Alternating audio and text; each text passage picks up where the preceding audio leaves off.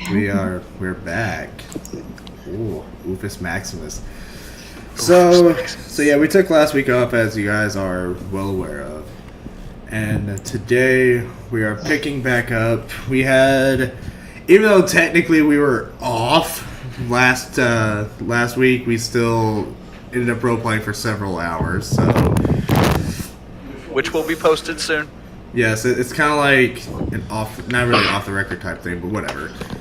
But I'm done with my introductions. You already know me as ChiefDucky, and now I'm going to pass it over to the Game Master for our opening statements, comments, and blah, blah, blah, blah, blah, blah. You look like a fucking earthworm what gem. An angle. What an angle. Welcome, everybody, to Relic Hunters, episode 14, the first episode of the second half of Season 1. Hopefully everybody's had so much fun so far. If you haven't, go to YouTube, watch us from start to beginning. Hopefully here soon I'm going to have a full thing posted on Facebook, in the Facebook group, and in the Discord, which I will open up the Discord here soon whenever I post that. So everybody can read that. Whenever I do post it, hopefully it'll be within the next 2 weeks. I'm also going to post the prologue to the second half of the season, starting.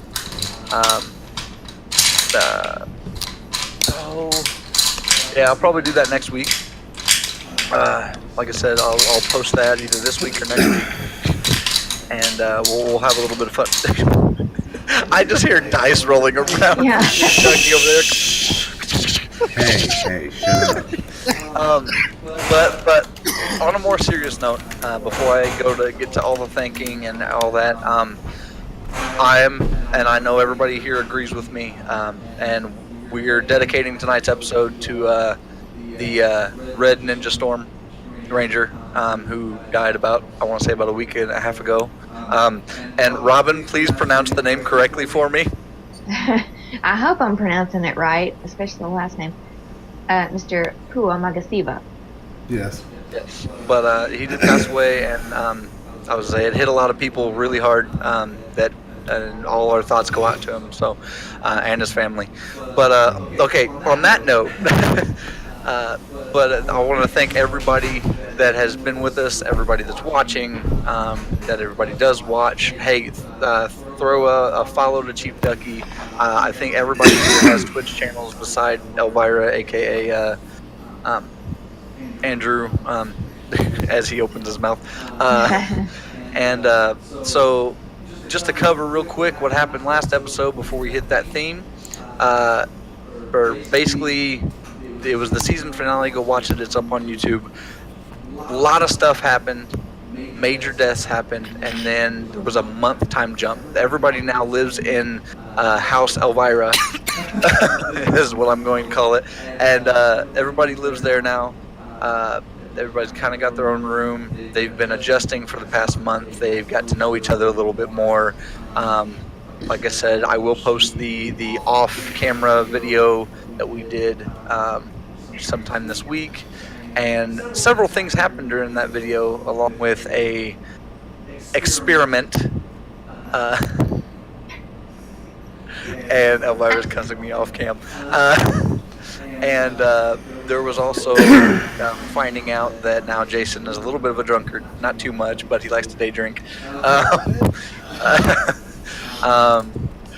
Tarot cards were introduced, as Ryan now believes a little bit more. Everybody's kind of trained a little bit, learned more about stuff. And again, like I said, that will be posted. But without further ado, Mr. ChiefDucky, will you please roll that beautiful bean footage? Yeah, I suppose. New bean footage. Yes, beautiful new bean footage. Alright, remember the rules. We don't talk during it.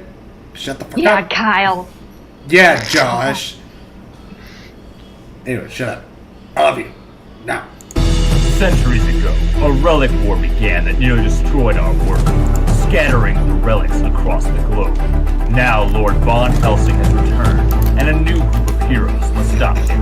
They are the Relic Hunters.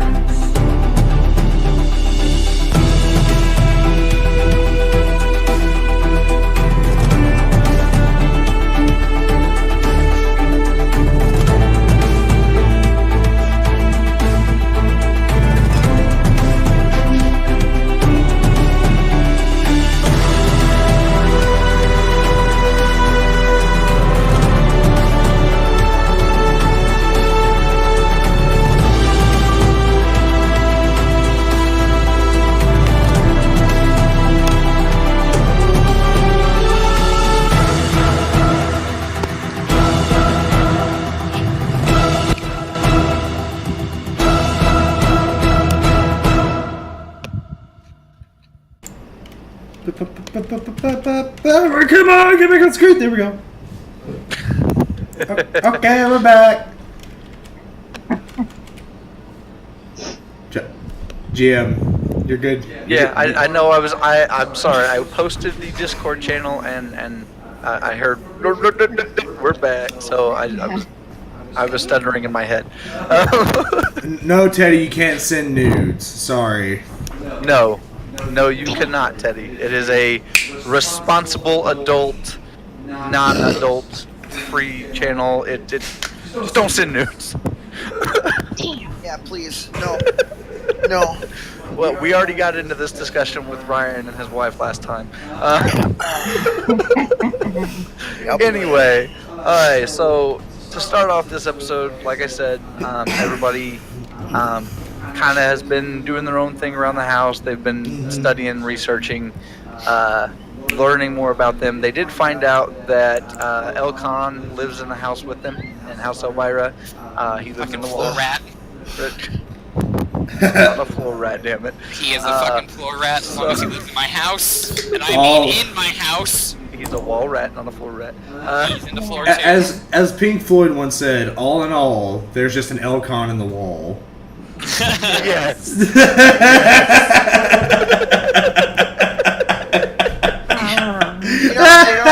I thought about this the other day. I was just like, you know what? Elcon is like that little rat from Cat Dog who just comes out of doors in the freaking house. Exactly! Yes, he is. Where the fuck ever? Yep. Hey, Winslow! His name's fucking Winslow! Winslow. He's the house rat. But anyway, to get us started, everybody, please roll me a d6. Oh, crap. Shit. Only good things can happen from this, you guys. A spicy 3. 3. Wow, damn! 5. Wow. Well, so nobody beats me. So everybody rolled high enough. Everybody hears a knock on the door. Okay. But before anybody's able to react, all of you hear in the wall. Got it. Oh. I don't know where she is or what she's doing, but hearing that wall rat speak, Elvira's darting for the door. Jason's going to wake up like halfway off the couch that he fell asleep on and is like stumbling towards the door like, oh! Roll me a d6, please. Oh no. As you stumble out of bed in your room, which used to be the dining room, you stumble and, I apologize, Elvira, you knock down the door in between your room and the kitchen.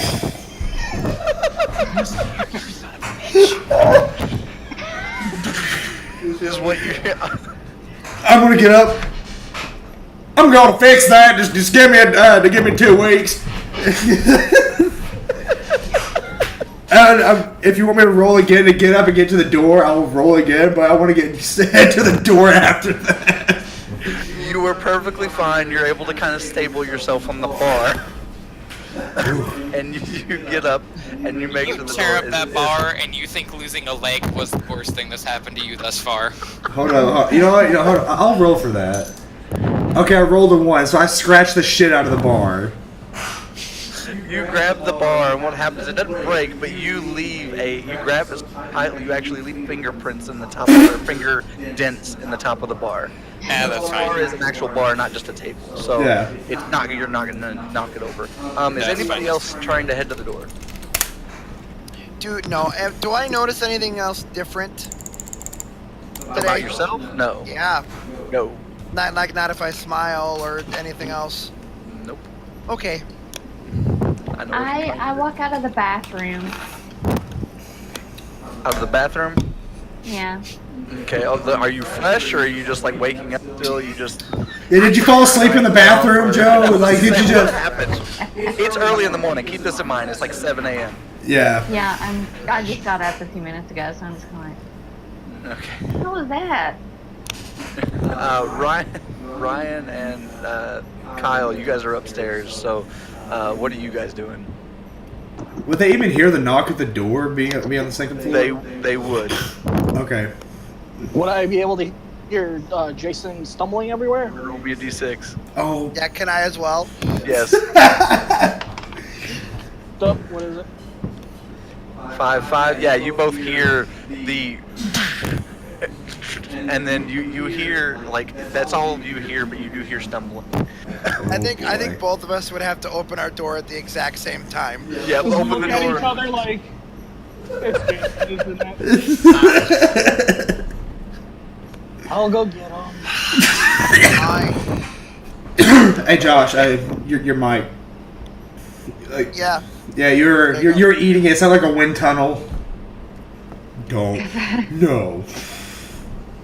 It's a little small for him for doing that, isn't it? That is true. That's true. I usually like bigger things in my mouth. Anyway. Brought to you by Kit Kat.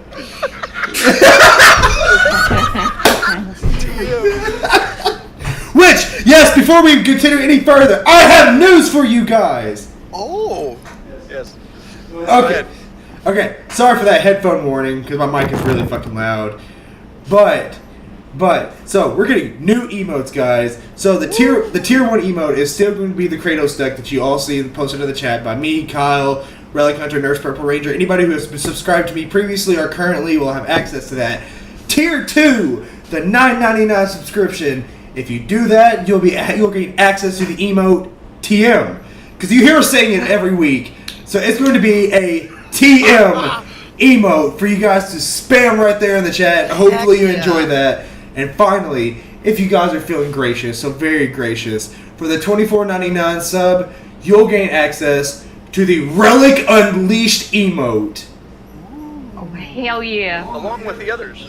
Along with the others, yes, you'll have access if you subscribe to Tier 2, you'll have Tier 1, Tier 2, but Tier 3 gains you access to all 3 emotes. And we're also going, I'm not going to say what style it is, but we're going to have a new offline screen for you guys to look at whenever you're waiting for the broadcast to start. And let's just say it's going to be nostalgic. But that's all the information that I have right now. And Josh, our subscriber count right now currently is only at 4 subscribers for that giveaway that we're still doing. Which we are still doing that, guys. And once we hit 30, we're at 4 right now. We need to hit that match number 30. We'll be giving away issue number 28 of MMPR variant cover with Golden Zeo Jason on the front. Heck yeah. So I want to still send a shout out to one of the more reoccurring subscribers, which she's in the call with us right now, Nurse Purple Ranger, aka Robin, for being always there for us every month. So if you're feeling generous, Amazon Prime. If you have Amazon Prime, link it to your Twitch Prime. That's a free sub every month. It still counts towards us. You don't get access to Tier 1. So if you have that, that's another alternative for you than spending the money directly. But you don't have to do that. But those emotes are coming your way. I'm done. Okay. Okay, so back to story after that wonderful announcement. Game on, yes. So, Elvira, please roll me a d6.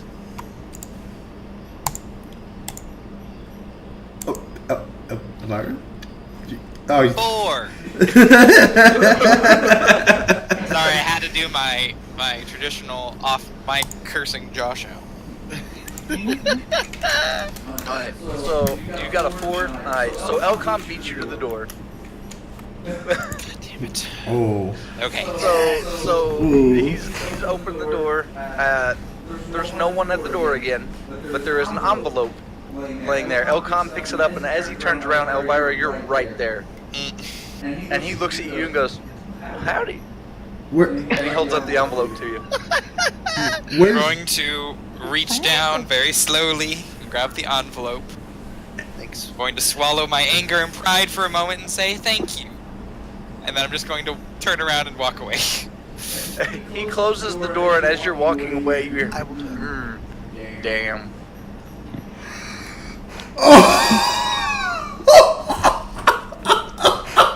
So, mighty good wake up, fine lady. Well, as that's happening, Kyle is going to be... What? No! Where'd she go? Where the fuck she go? Oh, I think... Oh. Elvira? What just happened? Cursing, crashing. Oh, you did?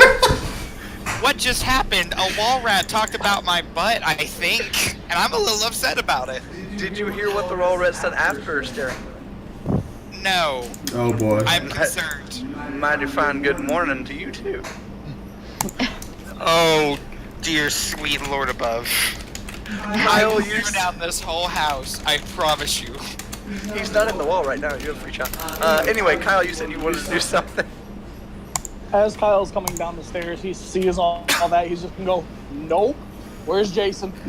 Okay, so where is Jason at this point? Since he's stumbling through, am I like, and then it's near like getting closer to the same room where Elvira and You Elcon? heard everything Elcon said through the door, but the door is closed and you're in the kitchen.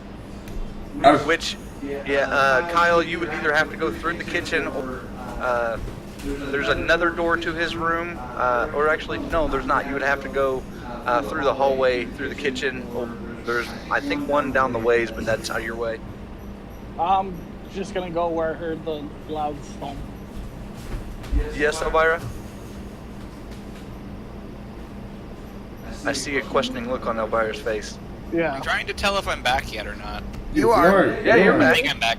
Yeah, you're back. I'm just gonna start holding up a hand whenever fucking I go out because Okay. fucking it's easier. Okay. Yeah, okay. What's up, Kyle? So I'm just gonna go where I heard the loud thump. Okay, so Kyle, you're still in the hallway. Jason, what do you want to do? Because you would have reached the door before Kyle would have got to you. Kyle would be in the hallway though. So I would have reached the door at the same time that Elvira and Elcon were there. No, you were a little bit behind them. So Okay, I don't know where they are at this moment. So hold up, I gotta. Oh fuck! Hold on. Oh god damn it. Okay, so I didn't know that the door was already answered, and I rolled to see if I was able to successfully stop stumbling and not break shit.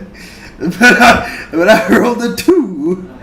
well, you had already stabled yourself on the bar. Oh, But okay. since you rolled a 2 preemptively without me asking you, you go to open the door from the kitchen to the hallway, and you break off the handle and it doesn't open. Yes! At that moment, I'm just gonna look down. I'm done with all this. I'm tired of breaking stuff in this house. And I'm gonna... Kyle, you would hear this through the door hole that's now broken. Does Elvira hear this? Elvira, where did you head after you turned around from Elcon? Well, I assumed we would have been in the Foyer. living room / foyer. So I assumed she would have made it about halfway, heading towards the hallway before Elcon commented on her physique. Yeah, which way were you going though? You said you Oh, walked straight to out. the kitchen. Oh, you were heading to the kitchen? To the kitchen. Okay, yeah, you would have opened the door about the time that Kyle's right there. The door handle breaks off.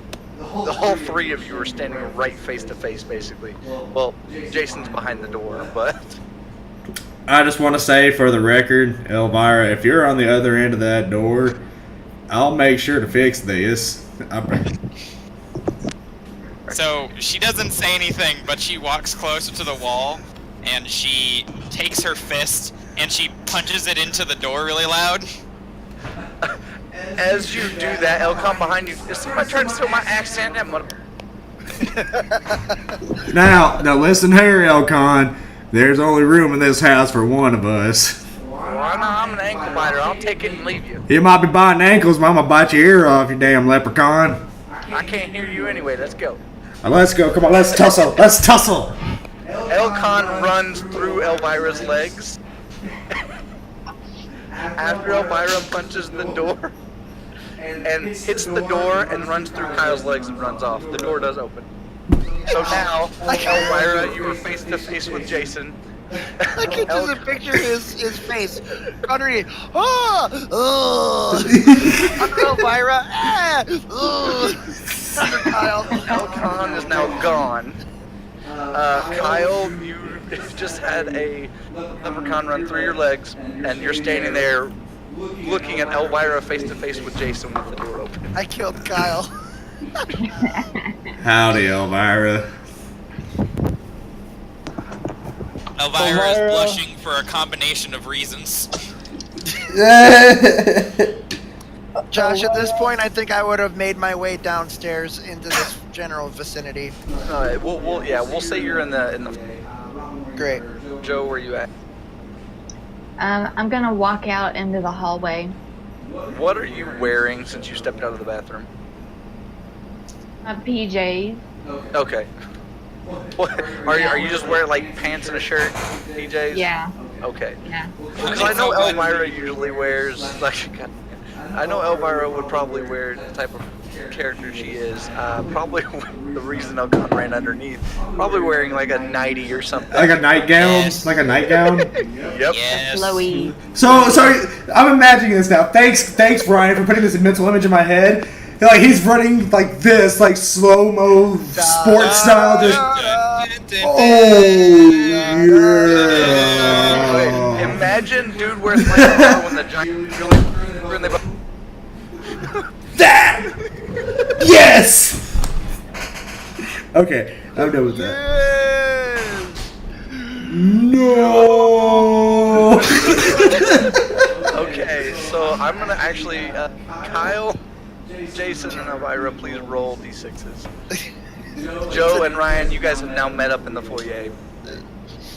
1, 4. Alright, Kyle gets to talk first. This is not gonna be combat, but I'm gonna kind of run it kind of like that, so it's nobody's talking over each other. Okay. So after all that happens, he's just gonna do one of these and just goes, Elvira, just I'll fix it. Just ignore everything that just happened. She's going to grab or push her hand on the front of her nightie and be like, I want that rat out of my house. And then she's going to start walking away. Jason. Okay, so at this point, Jason, this is what Jason's wearing, mind. Just to give you a mental image. Okay. It's what is it? It's a bathrobe. It's a dirty bathrobe, just boxers and a stained white T-shirt. And he kind of looks like the dude. Kind of looks like the dude from the Big Lebowski. It's the Big Lebowski. Yeah. So if you can imagine that's what he's wearing right now. So Kyle is still at the door. Elvira's walking away.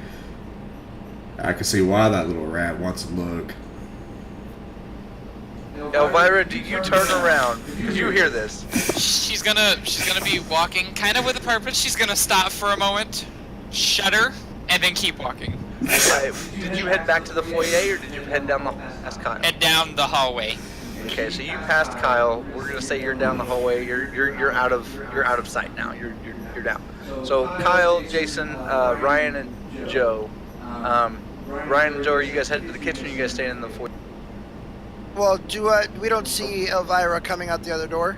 No, the door is closed behind him. Basically, if you imagine it, there's a door between the hallway and the foyer. Oh. So.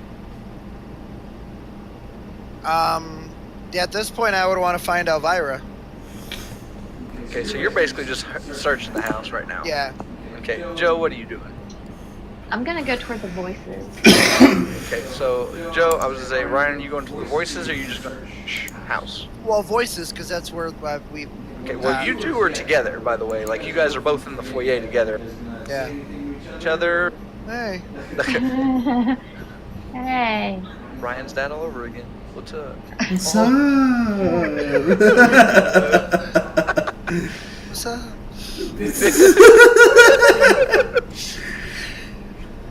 Well, yeah, after what happened last night, yeah, because I doubt anybody else knows. So, yeah, I'd be like, hey. Alright, so we'll say you make it to before Jason and Kyle head wherever they're heading. We'll say all four of you are now together in the hallway there with the door open and the broken. And Joe and Ryan, please roll d6s for me. One of them. What? Joe, can you hear me? Will you roll me a d6, please? Can you hear me? Oh, yeah. 1, 2. Okay, neither of you noticed the broken door handle. Wow. All right, Kyle. Well, I hate to interject. Did you want us to tell you where we were heading? Because after that interaction, I was going to head back to the kitchen and start making breakfast. Actually. We'll say you're already turned around. The Okay. door's open. Like, well, yeah. If you shut it, it's gonna go back open. I'm going to motion to Kyle. Say, hey, boy, do you want some grits? You're sober enough to cook? Hey, look, listen here. I might have been drunk yesterday, but today's a new day. And as Toby Keith once said, red Solo cup, let me fill you up. And I'm going to go back to the kitchen. Can we hear this outside the door? No, the door's open. Yeah, you guys are fine. You guys hear this. I want to look at Joe, and I want to be like, we've been here a month. When the hell did he turn country? You also hear, after you say the red Solo cup and do the Toby Keith quote, you hear in the wall, he also said never smoke weed with Wheelie again, but he still did that. Now listen here, don't you talk about our Lord and Savior Toby Keith like that. Do you understand me, you little wall rat? He will doesn't put, respond. he Go will ahead. put a foot in your ass because it's the American way. Yes. Does Joe actually say that? Right? Just tell me yes. So, okay, no, Joe actually said that, and all of you heard that except Elvira, because she's not there. Hell yeah, that's what I like to hear. The American way. Woo! America! Jason, the reason why I ask if you're still sober is because you just hit on Elvira. I may have had a beer. I may have had a beer or two this morning. Well, that's the American way. Pabst Blue Ribbon. Woo! I'm going back to my What have I room. started? I'm going back to my room. Back to my room. Kyle, Hey, you're guy- actually turning around and heading back to your room. Back to my room. Anybody seen Elvira? Oh yeah, I saw her. She was heading upstairs. I'll tell you that much. Dude, okay, Kyle's back in his room. We're saying Kyle. Back to my room. Brian, you guys are there. Brian and Joe are now in the hallway with a clear view of Jason about to make some grits, apparently, in the kitchen. Just sit there, just whipping this. Hey, y'all gonna like this grits? And I have a pan of shrimp cooking over here. Got bacon, sausage, and it's burning. Like it's slightly burning, so you're like, oh, I'm like the grits are sticking, the bacon's kind of blackening, the sausage is like turning crispy. Y'all ready for this all-American breakfast? Cause I got something good for y'all. Yep, can't No. wait. And I'm gonna leave through the other door to go find Elvira.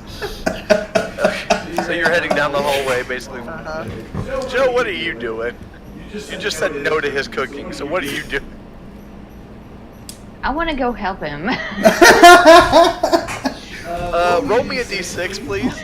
A brave soldier going into a lost cause. Do you want me to roll one as well, Josh, or just? Yes, please. Yes, Oh please. boy.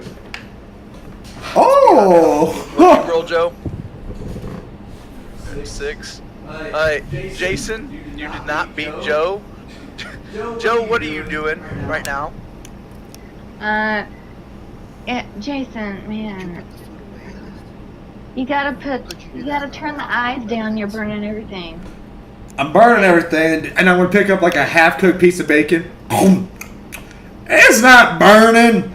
Okay, well, maybe just a little bit, but you know, it's still good. That's how my mom always cooked. Oh no, I don't have a mom. Damn. Huh. So since Joe was coming to help you, Joe pushes you out of the way. Oh. Jason, you are now sitting at the bar. Yeah, because that's what I just used to put the chicken in the oxygen. I don't like burnt things, okay? I don't know about anybody else, but Will both of you roll me a d6, please? Because I'm sure you guys would have shuffled through the cabinets and stuff looking for stuff. 3, 2. Alright, Jason, you're too drunk to even care about what's in the cabinets. You just grabbed what you needed. Joe, you were able to find, like, you were looking through the cabinets looking for stuff. One of the cabinets, the farthest away from the sink and all the cooking stuff, is actually a temperature-controlled cabinet that literally has, I'd say, minimum, probably about 25 to 30 pints of blood in it. oh. Does Jason Yeah, see that this? makes sense. Impeccable timing. Since you rolled a 2, and no, Jason does not see this. Can I make out the shape of red? What am I timing impeccably? Yeah, we'll say. Yeah, like with drunk vision, that's like a blur. Like, Well, you can see that it's a temperature-controlled cabinet. You can't see anything else. I'm sorry, the fuck are you fucking with in there? Oh. Your kitchen has a temperature control cabinet that has 25 to 30 pints of blood in it. Oh, trust me, I know this, but what the fuck do they need in there? Joe found it while trying to help Jason cook. Okay, so the only thing that Jason's gonna say is, "Hey Joe, do you mind tossing me a beer out of that thing?" Okay, yeah, just... Through the vents you hear, don't give him another beer! You hear this? Hey, Okay. you don't control my life. Well, just a heads up. Okay? Yeah, this is Elvira's, just don't touch it. Oh, you see, is that where she keeps the fruit punch? Yes. Okay. Fruit punch. All right. Yeah, and I go and get him a beer, which is really a glass of water. Okay. Jason, please roll me a d6. You straight up take it and you down it, just like it's beer. You think it's straight up just watered down beer. Whoa, that was some tasty beer. Alright, real quick, I'm gonna jump to Elvira. Elvira, what do you? This actually, what I'm doing doesn't depend on this, but I need to know that way I'm following along in the story correctly. You said Ryan came to find me, right? Yeah, but he hasn't reached you yet. That's why. Okay, he has not reached me You have yet. the Okay. envelope in your hand for the door, by the way. She's actually in her closet.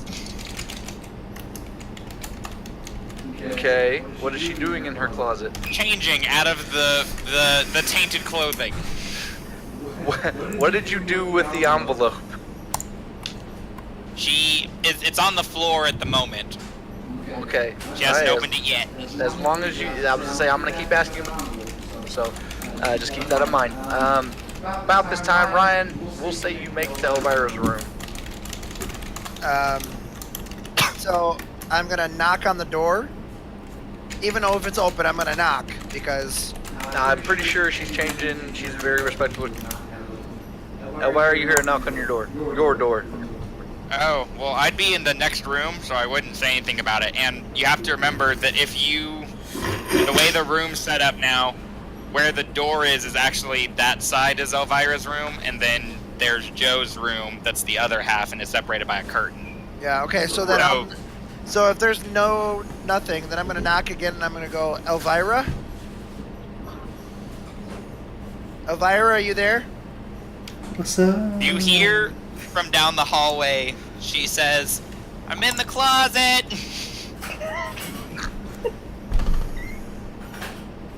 Okay.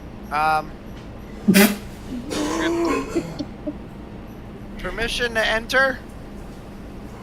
No, I think we lost Elvira. Elvira, are you still there? Yeah. Oh, hands up. Yeah, you're back on my end, boss. Yeah, you're good here. Yeah. We see you moving. 1 second. Okay. We might be seeing it like smooth on our end, but on his end. Okay. Oh, okay. Okay. So, what it is that you guys can still see me, so I'm projecting fine. I'm not receiving what you guys are saying. So, Ryan, you said something, but I couldn't hear what it was. I said Okay. permission to enter. You said... Oh. Elvira, you Now he's crashing? jumping for me. Yep. Yep. Elvira, please leave and come back. Yeah, it's okay. Technical issues, but this happens. It's fucking Discord. Discord. Okay. Am I back? said yes. One more time. I said permission to enter. Give me just a minute. Okay. Elvira, please roll me a d6. Alright. You fall over while trying to change. Ryan, you hear a bunch of crashing in the room. Okay, then I'm going to step into the room and I'm going to ask, are you okay? Elvira? So, this is how I'm picturing it. It might not be how it actually went out. If you were putting on pants when you fell, you would fall either forward or backwards. So, you know, I picture her falling straight forward, like her pants like 3/4 of the way pulled up and just her butt hanging up in the air. Yep. As she lands. Yep. Ryan, you see full-blown moon. So waning or waxing? Oh, please. That would be so funny if you howl right now. Oh, my. Should I roll for that? Because... Yeah, go ahead and roll. Oh boy. Oh. Oh no. Oh no. Have at it, wolf boy. What? Please, for the love of God. Oh, Elvira's stuck again. Yeah. It's okay, guys. It's just some technical issues. We're working through this. We're good. We're good. Oh yeah. Oh yeah. Alright, so yeah, Ryan, yeah, you would open the door and you see Elvira, like I said, butt straight up in the air. And your face gets beet red, just about as red as it is right now. Oh my God! It's literally turning red. So, Elvira's gonna lean up onto her knees and finish pulling up her pants, and without even turning her whole body around, she's just going to, like, cock her head sideways and be like, "Did you see anything?"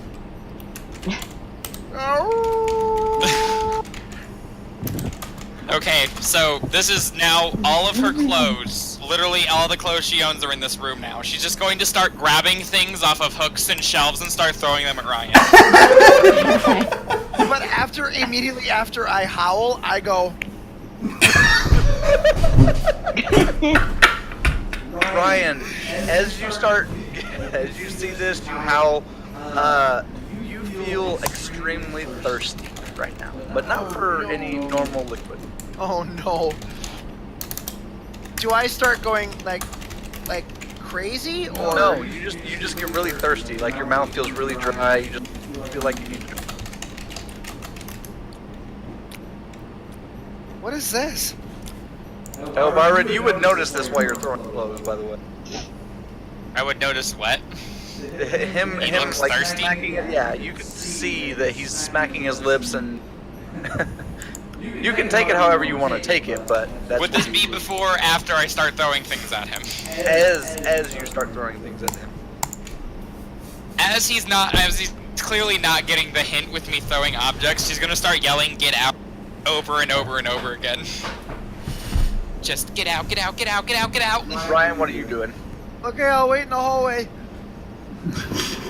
I'm guessing you shut the door. I bet you do leave, wolf Yeah. boy. Alright, now we're gonna jump back to Jason and Joe in the kitchen. About this time, we'll say, Joe, you're about done cooking. Jason's still sitting at the bar with his 4th glass of beer. Beer. Yeah. Jason, roll me a d6, please. Lightning bolt. You realize that these glasses, Joe, now like you just now realized. Okay, now I might not be the smartest crayon in the light bulb box, but now this ain't vodka. This is water. You've been giving me water this entire time, Joe. No. So this is the first glass of water you give me. Joe, the food's done, by the way, Joe. So you can pass it out as you want, do whatever you want to with it. First glass of water you giving me? Cookie looks back. No. Yeah. Okay. I'm making some pancakes. Oh. And yeah. Pancakes, make it Making pancakes. And I've tried to fix everything else that he, was trying to cook. Yeah. And would you like some pancakes? Oh hell yeah, I'd like some pancakes. Bitches. Did you just like flip the pancake at me? Wait, did you flip the pancake at him, Joe? Yeah. Alright, both of you roll me d6s right now, please. I was trying to make a Chappelle Show reference. Yes, I know. I caught the reference. I did not, because I never watched a lot of Chappelle shows. Okay, Joe, as you toss the pancake, Jason, you see the pancake flying at you midair. What are you doing? I'm gonna jump up into the air and catch it with my mouth, frisbee style. Roll me another d6.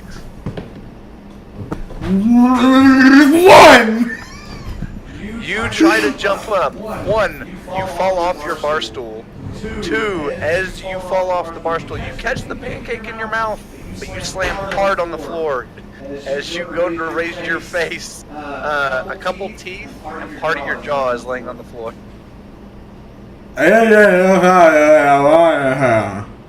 What?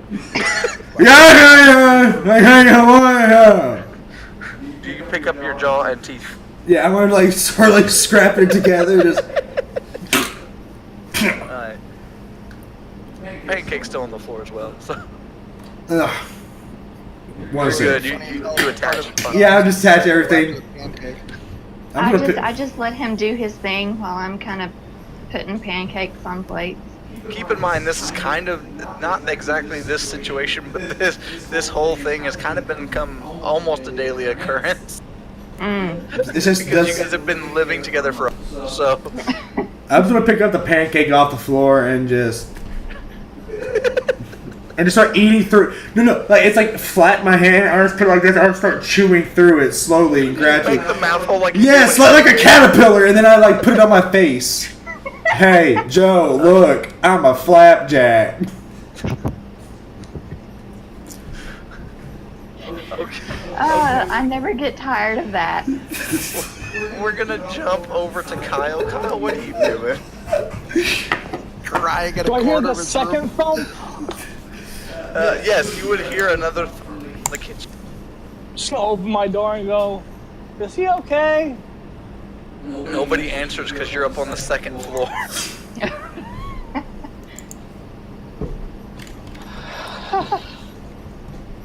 Dean, please take over. I'm getting you a real bad headache. No, dude, this is funny. Okay, so Kyle, who's Controlling the body right now is Kyle. Okay, you outside, because you said you kind of leaned your head out from around the stairwell. You see a little door hallway open, and you see Elcon step out and go, "Hey, you want to see something cool?" I've been meaning to talk to you, by the way. Show me yours first, then I'll show you what I have to show you. I'm not showing you anything of mine, but I'm gonna show you something else. That's what I meant, Elcon. He shuts the door and he kind of pulls you out because he's been in the walls and stuff for a month, and he starts looking around the room and he's pointing at things. He goes, "Look at all these really cool doohickeys." What do you want to say, Jason? Is this like a little fucking mermaid moment? Kind of. Elvira knows what I'm trying to do. Outside of game. Yeah. Anyway, Elcon looks at you and goes, "Look at all these. Look at this old tube TV. It's not on." He goes to kind of raise up the thing, and he looks at it and goes, "I'm not gonna look at that just yet, but you can if you want. There's also, dude, come grab this rocket ship over here, dude. It's awesome. It is awesome." Yes. Yes. Have you been messing with Elvira's stuff? Kinda. But it's really cool. You gotta look at she's got the ruby slippers. Like, look at this. It's awesome. Look. And he puts on the ruby slippers from the movie The Wizard of Oz. He goes, "Look, I look so awesome in them. Look, I can even click my heels together." Nothing happens when he does that, and he takes them off and puts them back. These things are awesome. Have you never looked around here? Hey, Elcon, I have something I need to show you. Can you show me here? Because I'm afraid. Alright, just don't move. I'll be right back. I'm gonna look at this stuff. I'm gonna look at this stuff. Don't break anything, please, for the love of God. As you go in your room to get whatever you Elvira, please roll me a d6 since this is Son your. of a bitch. I'm gonna have you roll for the house. I swear to God, you little wall rat, if you wreck my stuff, I I'm will trying tear to it all stop down. Elvira, I promise. This is all out of game, by the way. 5. You got a 5? Yep. Okie dokie, let me find something. Gosh dang it.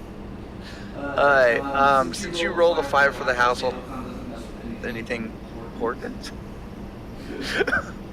But he still messes with stuff and whatnot. He's waiting out there for you, Kyle. You get back out. Go ahead. So I'm gonna run to my room and grab the box with all the glyphs because my character does know that Elcon can read the glyphs. Right. So he's gonna grab the box. He's gonna come back to Elcon as fast as possible because he doesn't want Okay. anything to break in Elvira's health and have her go ballistic. Right. So get back. I'm like, okay, nothing's broke. Oh, thank God. Okay, Elcon. I got this Yeah. box from Brigham. Did some Ooh. research on it, and there's a bunch of glyphs that are linked to the mark of the gargoyle. Now I know Let me see that. it. Yep, there you go. Because I know you. He takes it from you, and literally he's spinning it around, looking at it. And he goes, "Yeah, I know what these. I'll be back." And before you can react, he darts to the wall and goes. He basically disappears. How did he run that fast with the freaking red? No, he took the ruby slippers off. Oh, I told you that he had taken them off. I cut out Discord. Sorry. No, hey, you're good. You're good. Well, I forgot how fast he was. So where are you going now? Well, I'm just gonna be standing in the middle of the room going, oh, okay, well, Elcon, I know you can hear me still, but if you need me, meet me in my room. He doesn't respond. I sat up, no, back here. Just. Where is Kyle or doing? He's gonna go back into his room and he's gonna see if he can like look through some Jekyll's, season ever. see if he left any notes, like any research stuff to see if I don't know he can help like locate him or see You if don't have any prior research stuff from research. Jekyll and stuff. That was all in the castle. Oh, so all that's destroyed. Yeah. Dang. Well, I know that Hyde is dead for sure, but I don't know where Jekyll is. So, well, he's just gonna sit in his room and ponder where Jekyll could possibly be. Okie dokie. We're gonna jump back now to Ryan and Elvira. About I'm this still time, waiting Elvira. outside the door. I was gonna say, Elvira, I assume you're dressed and have everything at least partially picked up. Yeah. She's wearing, just because apparently this matters now, Yes, it does. she's wearing her undergarments, she's wearing tights, and she's got a skirt on. And then she's wearing just a nice blouse. So, no, you can't fucking get any more free shows, wall rat. Does Elvira say that? Yes. You hear from the wall. She's gonna take a step outside and she's like, sorry about that, Ryan. I didn't mean to be rude. It's been a emotional morning so far. Oh, and she also has the letter. She picked that up. I was about to ask. I want to apologize. A lot of stuff's been going on, especially since last night, and I don't know what came over me, but I am a 19-year-old male. No, you're fine. I can't hold it against you because although I'm actually really, really old, I don't look as old as I am. I can't get upset at you for that. And she's going to take her hand off of her head and she's going to actually reach for his arm. Okay. Brian, are you letting her grab your arm? Yeah. Okay. Go ahead, continue. So it's the arm. You guys know what I'm talking about. Yep. She's going to pull or kind of hold it out. before you continue to chat or to everybody, the arm they're talking about is Ryan and Elvira had a experimentation where Elvira tried to push her bloodlust and ended up biting Ryan because he basically stuck his arm out instead of actually showing Throwing blood. the blood bag at her? Yeah. So she bit his arm and drained quite a bit of his blood. So just to cover that. It'll be more covered in the prologue to this second half of the season whenever it's released. Continue. But anyway, she's going to flip over the arm, and as she's looking at it, she's going to be like, "So Ryan, what's on your mind? I assume you came and got me for a reason." Well, I have a lot of questions, and you're the only one I truly trust in this house. The most, I guess, not the only one. Like, I trust you the most out of everybody, and especially with what happened last night. I don't know. I don't know what to expect. I mean, I also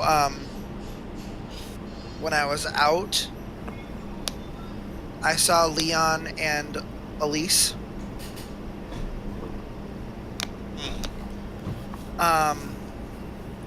And apparently Leon. What? When did you see Leon? Am I remembering this wrong? I passed out. Oh, you said whenever you pass. Okay, you just said when you're out, and I'm like, wait a second. When I was out, when I passed out. Passed out. Okay. I saw Leon and Elise. Elise looked very upset at me. Leon understood for some weird reason, and he said, "Well, I guess that makes two of us now."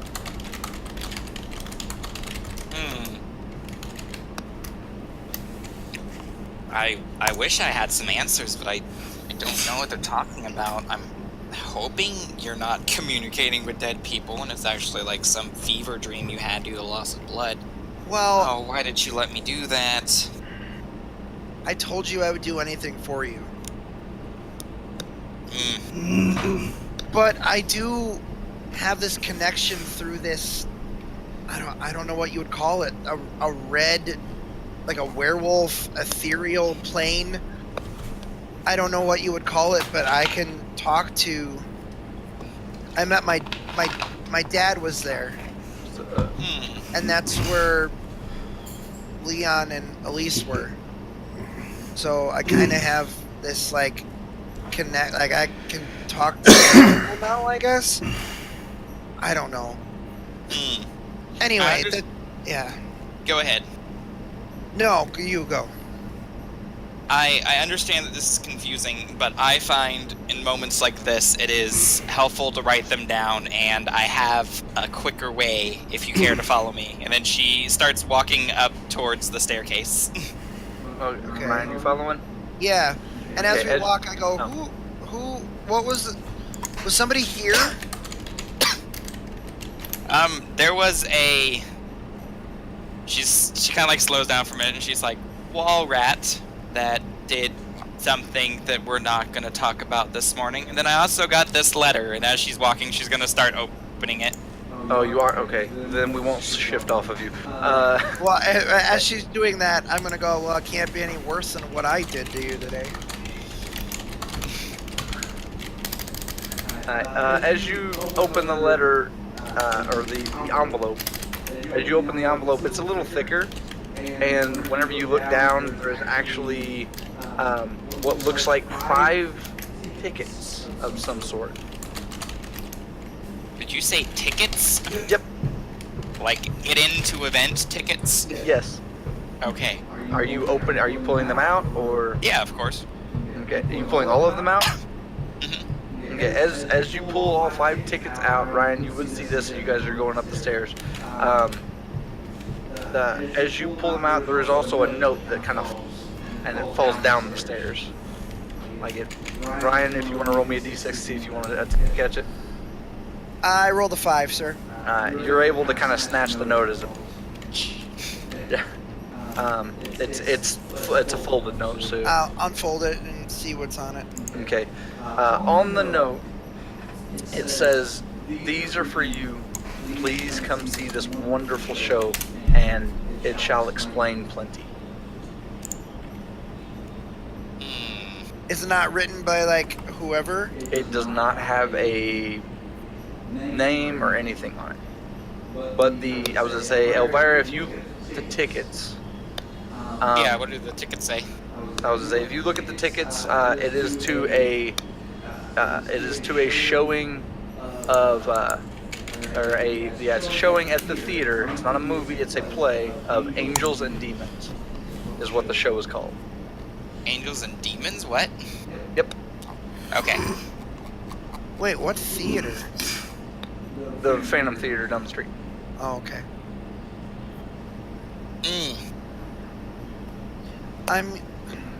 Now, What's the date on the tickets? For it is for the next day. It's for the following day. For the following day, okay. Okay. Do you have any more questions before you guys get to the top of the stairs? We're gonna jump over Jason. And Nope, Joe. I'm good. Go ahead. Okay. Jason and Joe, what are you guys doing after the kitchen elongated scene that we've done? That's a good question. Are you heading back to your room? Are you around? What do you guys want? You cut out for me. No. What are you wanting to do? Are you wanting to leave the house? You want to go back to your room? I'm going to go take a shower because I smell like week old ass. Okay, that is perfectly fine. Joe, what are you doing? I wanna call out to everybody and say, hey, y'all, I made some breakfast and Jason burnt some stuff. You can go to the wall, and there is an intercom system for the house. Oh shit, my house is fancier than I thought. Elcon has installed the intercom system. Goddamn wall rat!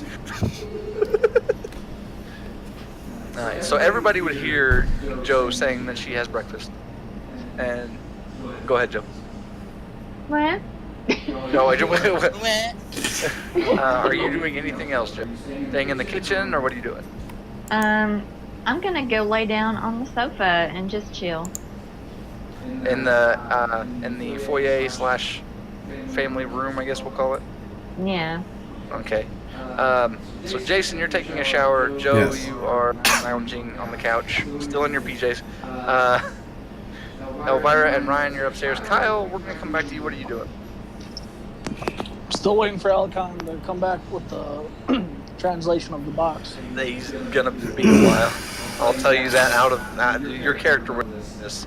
Elcon doesn't rush about anything. So, what do you want to do? Are you just gonna lounge in your room all day?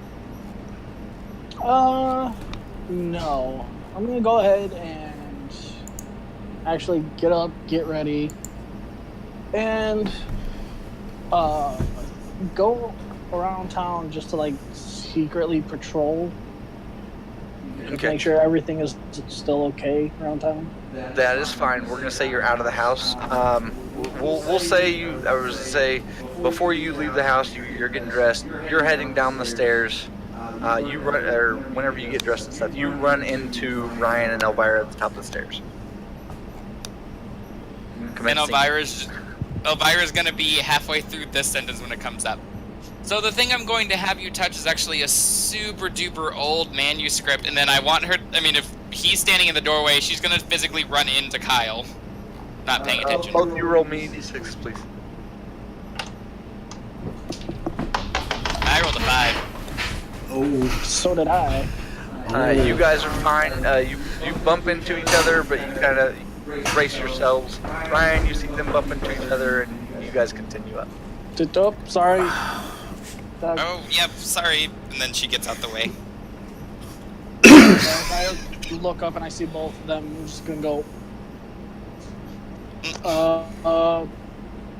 So, anyone thirsty? She's just gonna reach her hand out and put it on Kyle's shoulder, and she's gonna be like, "It's okay. I should have been more clear in my instructions." Ryan, But now we know. Ryan, do you have anything to say to that question? Now we know next time to have that situated beforehand, because I'm faster than I look. I'm gonna smack my lips a couple more times, and I'm gonna look at Kyle, and I'm gonna go, yeah. Now that you mention it, Elvira, Ryan, please roll me a d6. do something. 6. You're fine. Oh my god. Alright, Kyle, are you still heading downstairs after they... Yeah, but before I leave, I'm just gonna let them know what I'm doing and where I'll be. Okay. I was gonna say, you can let them know that. That's fine. As you get about halfway down the stairs, they're in the big room. All of you hear Joe. Sorry. Lounging on the couch, literally. Joe, Jason, you guys hear it first. Jason, you hear it in the shower, and then the other three, you hear it too, but it's a little more faint. You hear tires squealing outside in front of the house. Okay. Jason's going to get out of the shower, and Okay. I'm going to get dressed first off. Let me just say that I'm not going to run outside. You are getting dressed. Okay. I am getting dressed. No, I'm going to get dressed as fast as possible. So I'm like throwing on like a black tank top and fucking like just a normal pair of pants, and then I'm going to. It's because my room's in the back of the house. Yeah, your room is back right. Yeah, so I'm and you have a door that leads to the hallway, and then to the kitchen. You broke the door. I'm going to actually be, if no one else is, or if someone else has already said it, I'm going to go to the front door and I'm going to open it, and I'm going to rip it off. So Elvira, you don't have to worry about that. I'm going to try to find the source of the tire squealing because it's annoying me because of how early it is, and it's a loud noise. And Jason's like going to open the door. I'm like, what the fuck? Yeah, I'd say it's probably about 8:30, 9 o'clock. So it's still early. What the hell's going on out here? Joe, are you getting up to check? Or are you still just going to lounge on the couch? I'm gonna get up and look out one of the windows. Okay. You guys see. Before I do this, Elvira and Ryan, do you guys see it? Or do you guys go to the window or continue with what you're doing? And it's not it's a. Elvira's gonna say, could you go check what that is? I'll find the thing. Yeah, I'll look out the window if there's a window. Okay, Kyle, you're about halfway down the stairs, so I'm not even going to give you the option to head. We're just going to say you make it down to the stairs to the foyer, so you see them at the windows. All of you see in the front, you see this spinning out in front, and you all see that this is... Is that a bird? Is that what I think it is? Hell Yes, it yeah. is. You see this out front, and you see a camera panning around the spinning, and it looks like they're filming something. Oh, also, just because I don't know if he established this, Elvira's house is in, like, the main strip of town, almost. Yes. So, yeah, it wouldn't be unnatural for them to be filming things in the street. So it's not like, oh my god, why is there a camera here? It's more... For her, it's more like, oh yay, they're filming something again. Yeah, they've shut down the at least that part of the street, and yeah, that the tires are squealing and whatnot. So, is there anybody standing in front of our yard or like near our yard? no, because it is there are signs in the yard that say don't tread on me. Oh God. Okay, so there's no people. So I'm going to make my way down the laneway, and I'm just going to stare out to the street, just sitting there thinking, what in tarnation is hell? What the hell?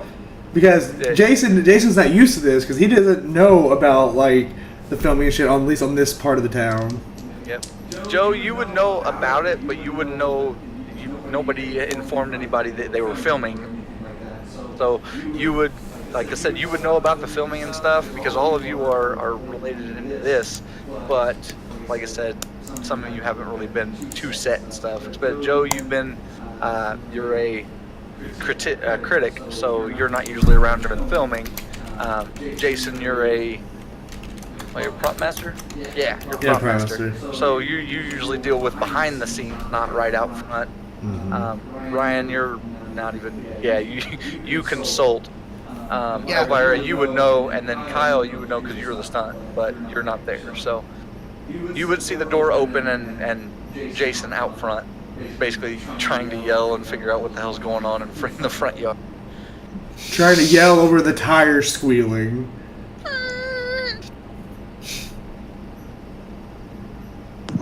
So at that time, so you said everyone sees the car doing the burnout and the camera panning around it, yeah? Yep. So I'm gonna walk outside and see Jason. I'm just gonna go, hey, they're filming a stunt, classic burnout scene, getaway driving. By the way, why am I not doing that scene? They're filming at 8 a.m. They're gonna film this shit on our street. I think not. At that moment, I'm gonna like try to find someone to talk to. Like they're the closest person to you, other than the car itself. Yeah, obviously. Would probably be a couple people sitting in a chair a little ways away, sitting there, and then there's, like I said, all this cast and stuff back away from the house, though. I'm gonna make my way to them. Are you going past the car? Wait, oh, they're on the other side of the car. I thought they said they were on the same side as our house. No, okay, so the car's here, you're coming this from way. the camera to this way, and everybody is back here. Okay, I misunderstood. So, would I see those people, though? Yeah, you see all those people. There's just none in your yard and anywhere clear, because everybody knows to stay off this lawn and to stay away from this house. Okay, well, at that moment, I'm just going to wait for the car to get done with its stunt or whatever. I'm not going to interfere with that shit. Please roll me a d6. Oh, come on, damn it. 5. Okay, you see the star stops spinning out, and you see, as it does, you hear cut, and you see a very tall gentleman step out, and he looks over and he waves at you. He looks he's very Samoan-esque. You can tell he's got a tattoo, and he waves at you and goes, and literally he just nods his head, does this, like he recognizes you slightly. Okay. Now, so you said the car is done, it's doing its stunt. They said cut, so now I'm going to make my way to the guy that waved at me. As you make your way up to him, he looks at you and goes, "Hey, how are you doing?" He doesn't stutter. That was me actually. Oh, okay. He doesn't stutter. He says, "Hey, how you doing?" Do I know you? I don't know if you know me, but I've worked with you a little bit. You work with me. I don't seem to recognize you, sir. Refresh my memory. Who in the... And why the hell are you filming at 8 a.m. with this damn car squealing out in front of the damn house? You know what I'm trying to do? Hey, no. I'm trying to have some breakfast. I'm trying to take a shower because I smell like week-old cheese. And now you're out here in the middle of this damn yard with this fucking car squealing like... Hey, what's your name? I think it's mighty rude to ask my name before you give me yours. I was just asking what your name was. If you must know, it's Jason. It doesn't matter what your name is. And he goes and turns and walks away. About this time, you would realize that you've spoken to Dwayne "The Rock" Johnson. TM. Well, I'll be dick. Is that Dwayne "The Rock" Johnson? The director was that you hear from the other side. The director goes, "We're about to film the next scene. Get that." Hey, Dwayne! No, come back! I'm sorry. No. I'm gonna chase after him. You go to run after. Please roll me a d6. Okay. Spoil money in the bank right now, you motherfucker. I'll tell you that right now. I'm so mad at you. You rolled a 5. Alright, you're able to kind of like you see 4 big, muscly, like clad in suits and stuff. They run after you and try to stop you before. I don't think so, boys. You're not gonna stop me. You're able to dodge 2 of them, but the other 2 restrain you and say, "Hey, go back to your house." It's gonna be that classic moment where they take me to the ground. I'm like, no, Dwayne, come back! No. About that time, you're being pulled away, and the guards let go of you after they pull you away because they hear somebody, "Hey, and you have an older gentleman walk up to you and help you up, and he goes, "Hey, I just you probably shouldn't go talk to him. And this old man, he's got a kind of gray hair, and he's looking around.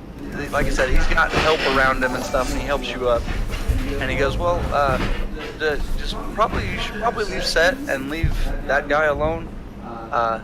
Just take this, and he hands you a small little card.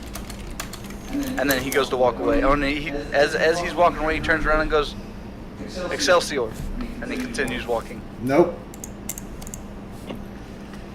Nope, you can't do that to me. You can't do that to me. Hold on. Oh, shit. Okay. Alright, okay. I'm good. I had to compose myself. You can't just throw Stan the Man at me like that. TM. Yes, I can. Okay, so I'm guessing as I examine the card, I see that it says Stan Lee on it. It's a signature card. But at that moment, obviously, I would recognize that, like, that's fucking Stan Lee. Oh yeah. So is he already gone, or is he like? Yeah, he's been helped away. That was By this time, Joe and Kyle, you guys are out there watching all of this take place. And what you guys would see is just my arm extended, just pointing, like. And you say mouthing, like that. What I'm mouthing is that's Stan Lee. That's Stan Lee. That's Stan Lee. Oh. Okay. No, nothing.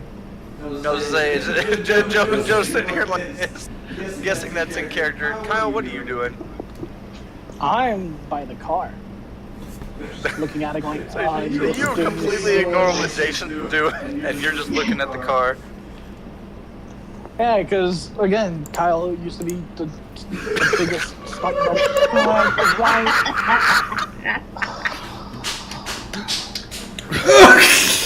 Yes, that's my face right now! Okay, so at this moment, we're gonna tell Myra and Ryan. Ryan, you can see all this take place outside of the window. So, what happened? Ryan, it's your turn. Take the rock down.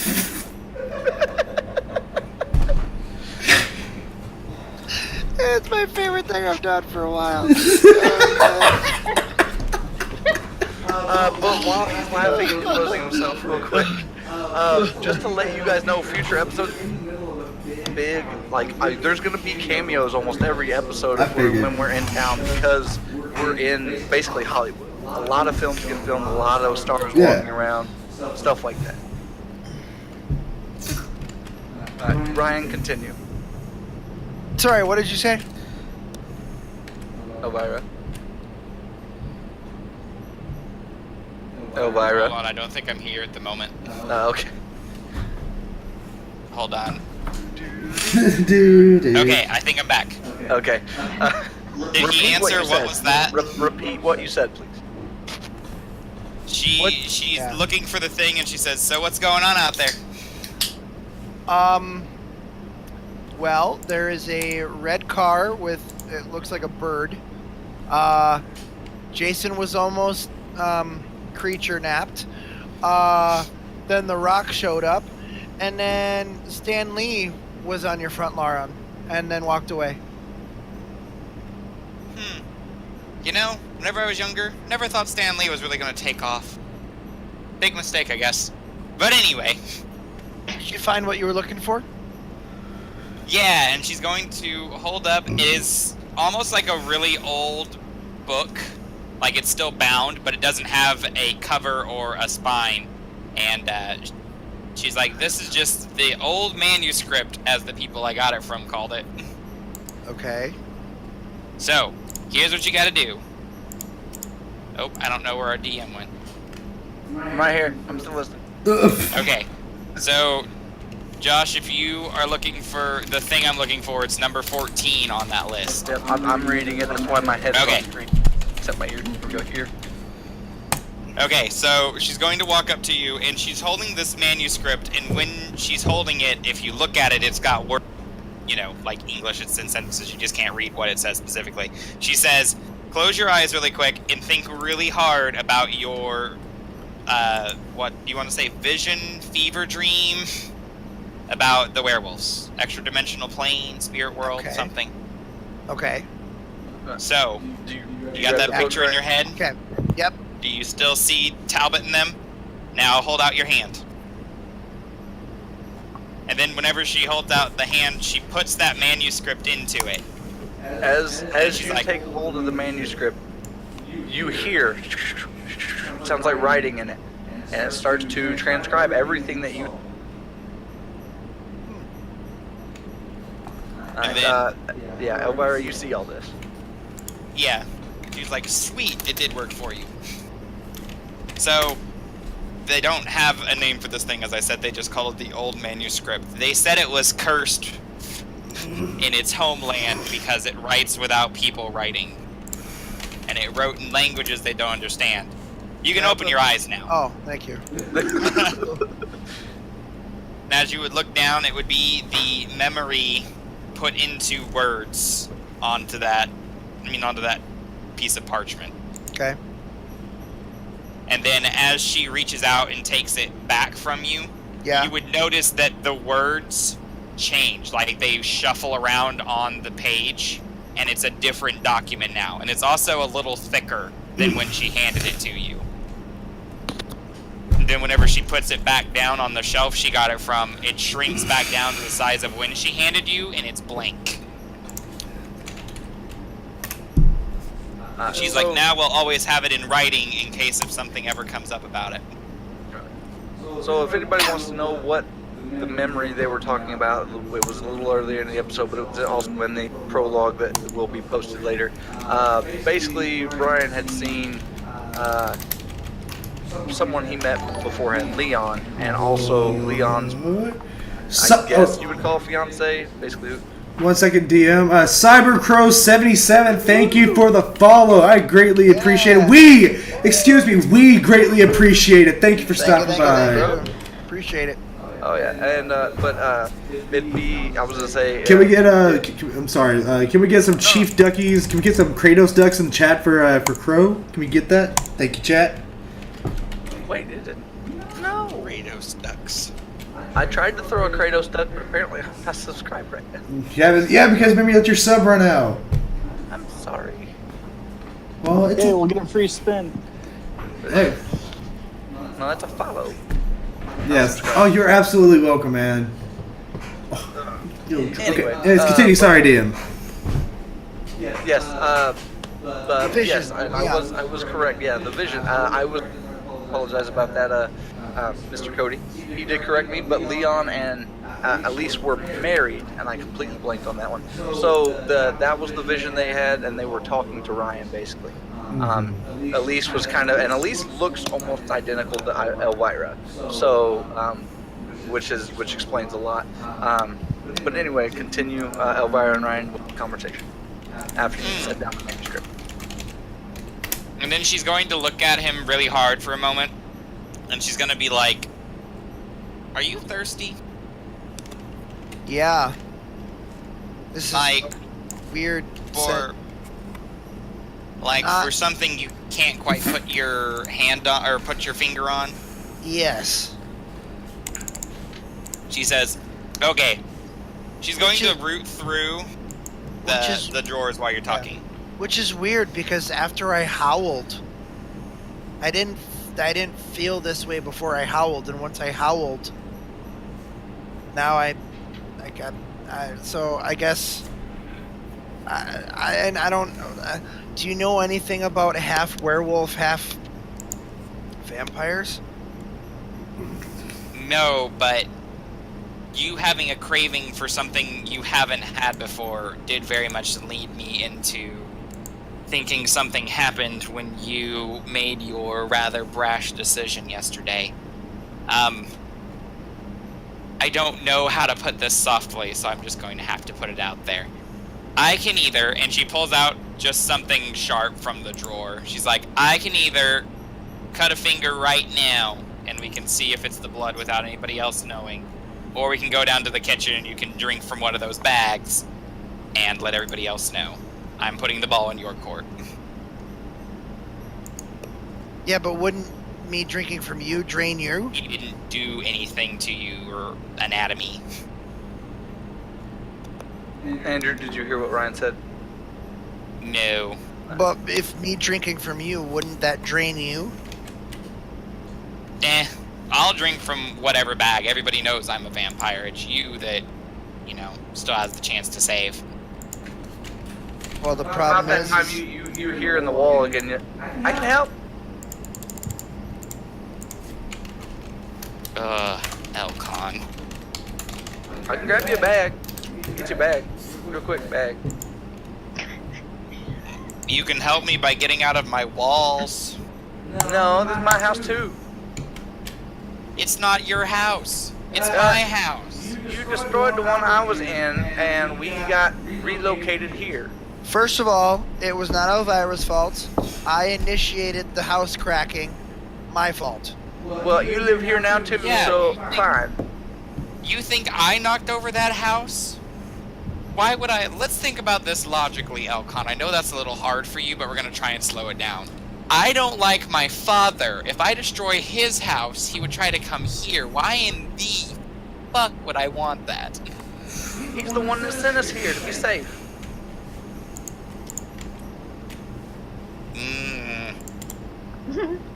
Today has not been a good day. Not been a good day at all. And then Alright. she's going to look back at Ryan, ignoring Elcon completely, and she's like, the choice is yours. Well,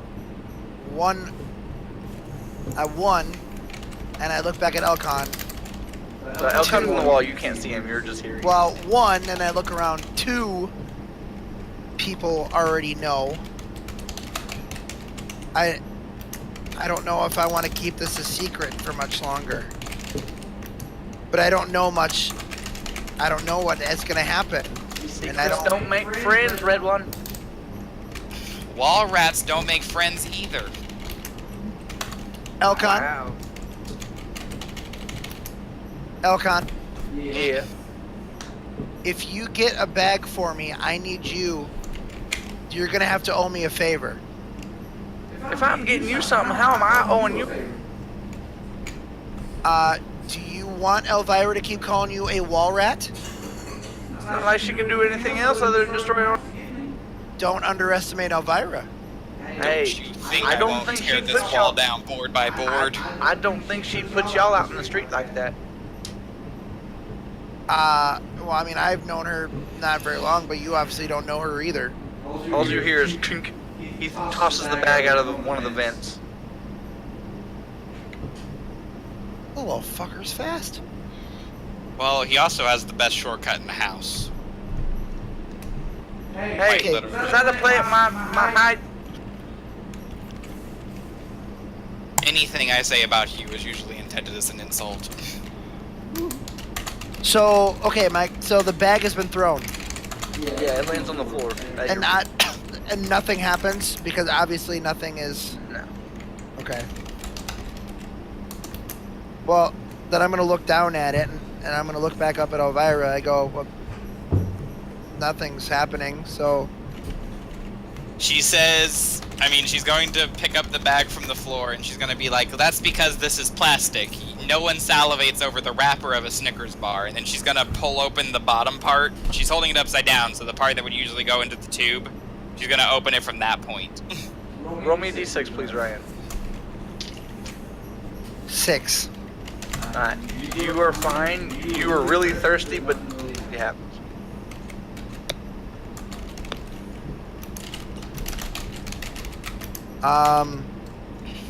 Okay, so then I'm going to like put my hand underneath the dripping, Mm-hmm.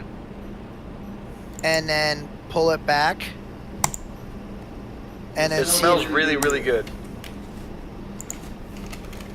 And I want to take the finger, and it's like, and then like that.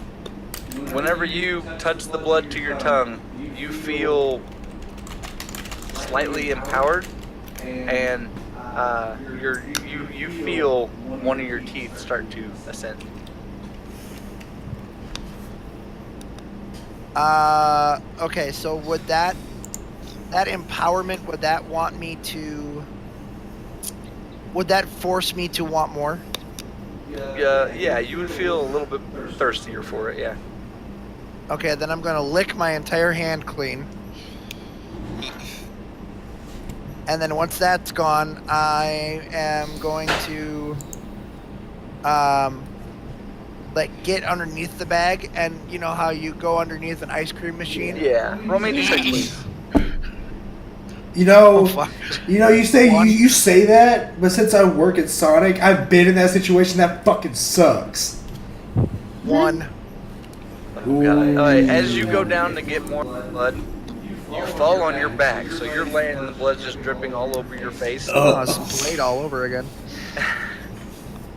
And when it does, you feel an uncontrollable urge, and you shift. Oh. Elvira, you are now looking at a dog, or a wolf, laying on his back. Oh no. So, I need to ask this as a player to GM question.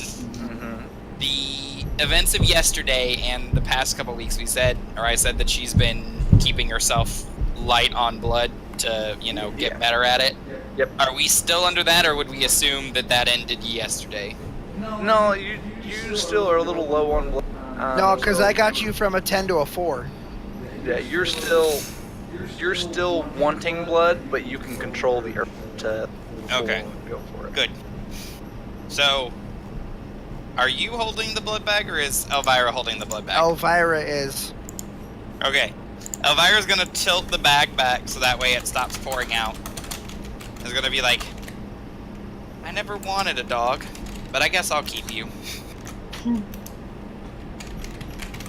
So okay, I don't know what I would say. You can only bark.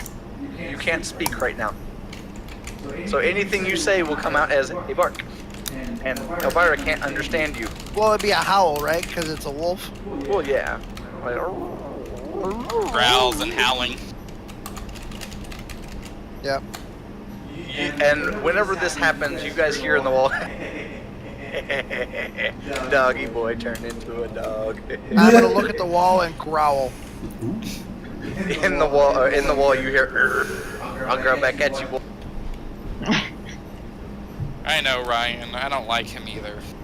He's a pain in my behind. And he runs under ladies' dresses. That was fun. At that moment, I'm gonna look from the wall straight at Elvira, and then I'm gonna be like the sad puppy dog eyes. I think you're dead. Are you still here, Elvira? Nope, my Discord's still stroked. Did you say it stroked out? It's stroking out. It's currently laying on the table shaking. Can you hear us, Andrew? I can, Hey, sweetie, can you try to find every mine? other word I would. Leave and come back real quick. That might be yours. Did it have your name on it? Alright. Yours is back there on the Whenever, fucking, okay. extension. So, about this, or Elvira, you still here? You back with us? Alright. You hear Elcon in the wall, and you hear him go, doom, doom, and he's hitting like little spaces in the wall, and it looks like he's trying to jar something loose from like your shelves. And you see a slight red glint. It looks like there's a pair of red glasses, and then right next to the pair of the red glasses looks like a little, say it's a little earbud. And he hits it, and you see the red glint of the earbud fall off the shelf. Ooh, can I try and catch it? I got another notification. What is it? Jason Films 213. Thank you for the follow. Greatly appreciated, brother. Greatly appreciated. Woo! Roll me a d6. I ain't catching much of nothing with a 2. We're gonna say your +2 that you didn't choose. I'm gonna put that into agility, so you have. I did choose. What did you choose? You didn't. I didn't. I sent you the message in the chat. I can't. You can't I send it went in Discord specifically. because- I specifically put protection of others. protection of. Relic Okay, Hunter GM. Sidebar. Jason Films 213 asks, "I'm new here, so what's going on? Like the story wise, like what's currently happening? You can do a quick synopsis or whatever you want to do so that he understands." Yeah, that's perfectly fine. Alright, Jason Films 213. Right now, okay, just a brief, quick summary. Relic Hunters are basically like a Power Ranger team based on horror movie monsters and stuff. Yes, we all have our shirts on. And basically throughout the past 13, now 14 episodes, they have learned to control their powers. Major things have happened. They've learned about the bad guys and stuff like that. Now they have been moved from where they used to live, which was a Castle Drac, and they have now been moved to House Elvira. And they have been moved to Elvira's house.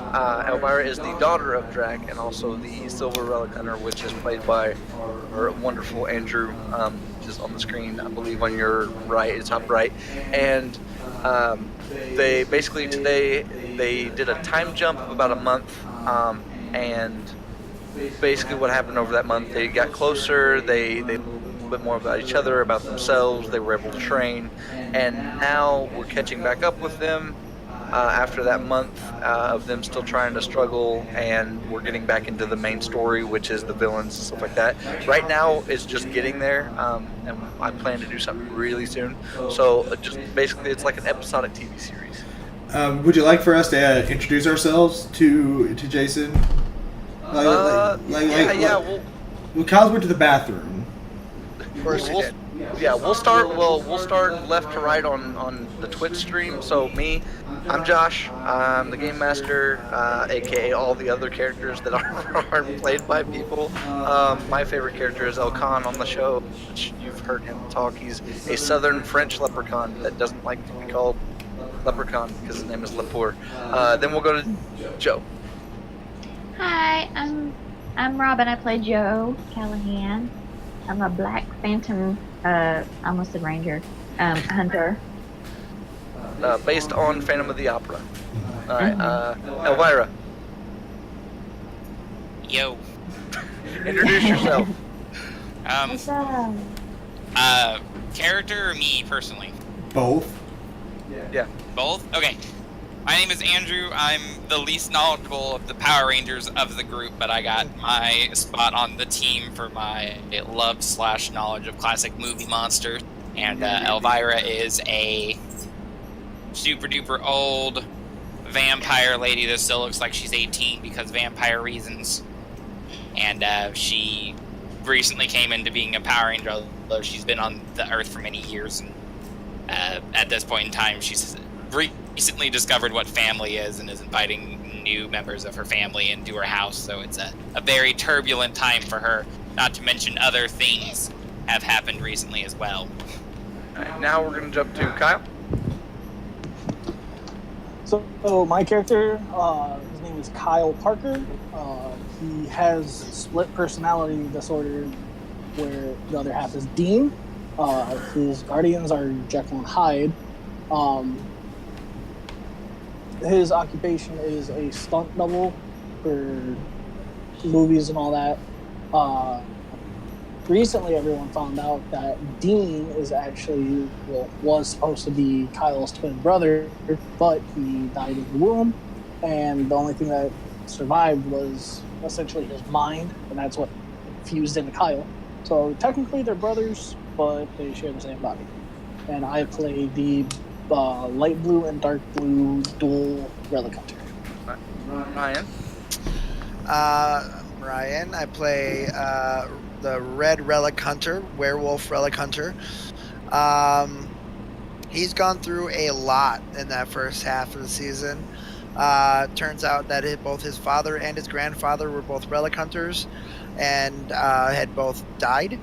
And Talbot, his son Leon, my father, and my grandfather all showed up against Lord Von Helsing in the last battle before the mid-season finale. Turned into a shield on me and basically were disintegrated and all died.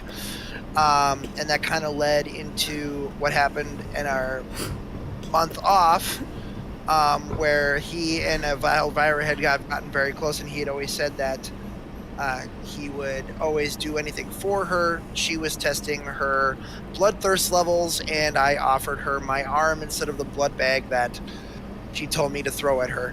So now I am half werewolf, half vampire, and I am currently on the floor on my back in full red wolf form. So now you're caught up with me. Next, Jason. I'm gonna keep it short and simple. So, hi everybody, I'm ChiefDucky, also known as Trevor Smith.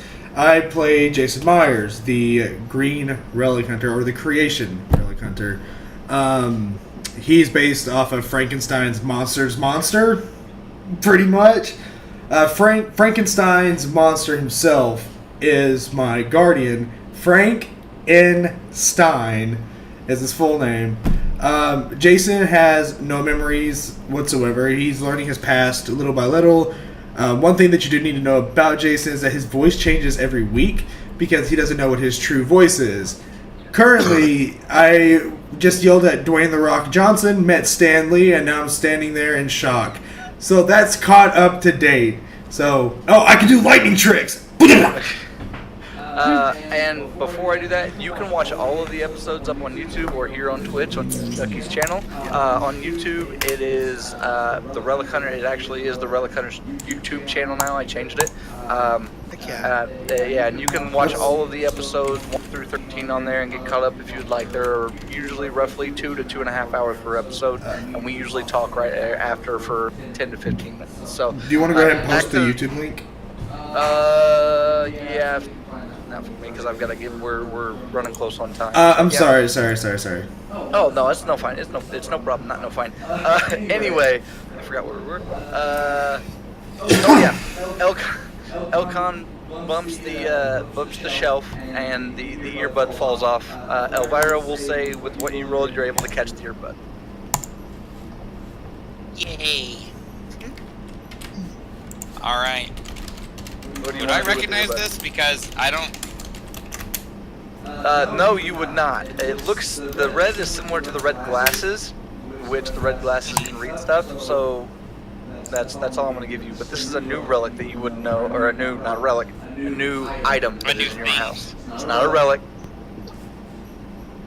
She's going to kind of like hold the earbud and be like, this isn't by any chance yours, is it? Because I have a lot of shit, don't get me wrong, but I don't think this is mine. Oh yeah, I forgot. We need to figure out how to change you back, huh? What are you doing? Well, based on what I'm looking at, is he big? Is he too big for the stairwell? No. He's normal size. Okay. So. I'm just gonna head down the staircase towards the kitchen because I'm hungry. Are you doing anything with the earbud? I'm just gonna carry it with me and ponder for a hot minute. Okie dokie. You still have, I assume you put the tickets in your pocket, right?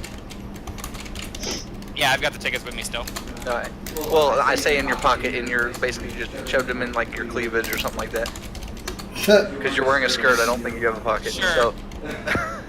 Skirts can have pockets, you monster. Yeah. I know they can have pockets, but Elvira's wouldn't have They're pockets. just like useless girl pockets, though. So they're like 1/8 the size of a standard pocket. Alright. Anyways, we're gonna jump as you guys head back downstairs. We're gonna jump to Jason, Kyle, and Joe. You guys are standing outside. Jason, you're still stunned at what just happened. Yeah. Kyle, you're there looking at the car. Joe, what were you doing? I don't remember. Tell me what you're doing. You came out of the house. What are you? You were chilling like a villain on the sofa. You were. I don't think Yeah. you even came out yet. Yeah. You did? Okay. That came out, yeah. And I'm kind of also stunned like Jason because he's going on about Stan Lee. Yeah. Walked You off. would recognize the car, by the way, with your knowledge, power, and recognition. Yeah. Yeah. This is the car to everybody in chat. Yes. Yeah, I would be kind of stunned about Stan Lee, but then I would just kind of you know, start heading toward the car. As you go to the car and stuff and start looking around, all three of you hear, "Will you get off my set?" Rude. And you see a gentleman with what looks like a hockey jersey turned backwards hat walk toward you guys. "I'm trying to film this new film. Will you please get off my set?" Are you Kevin Smith? Yeah, so? Oh man, let me tell you something right now. Clerks and Clerks 2 is my shit. I promise you, that whole line about Lord of the Rings and Return of the Jedi and Elias puking in the restaurant, best fucking line ever. And don't even get me started on Dogma with the angels and the demons and Ben Affleck, Matt Damon. Okay, sir, man. I understand you're awesome, and I will actually talk to you here in a minute. If you just please, I've got to finish this filming. Oh hell yeah! I'll see you later, Mr. Smith. Bye. So are you gonna stumble back up to the house? Yeah, I'm gonna stumble back. I was like, y'all, I just met Kevin Smith, Dwayne The Rock Johnson, and Stan Lee. And this is better than the 4th of July and Aunt Meemaw's back in Tennessee. Joe and Kyle, what are you guys doing? I'm just gonna look at Kevin Smith and just go, do you mind if I do this stuff No. for free? Come on. Wait, you said for free? Yes, I've been dying to do stunts. He looks around and he goes, "I've got something else for you. Whenever I come up and talk to your big friend, I'll come talk to you about it. Just you gotta get off the set." Okay. And he looks over at you, Joe, and goes, he stares very intently. Are you Callahan? Yes. Who are you? Get off my set. Oh.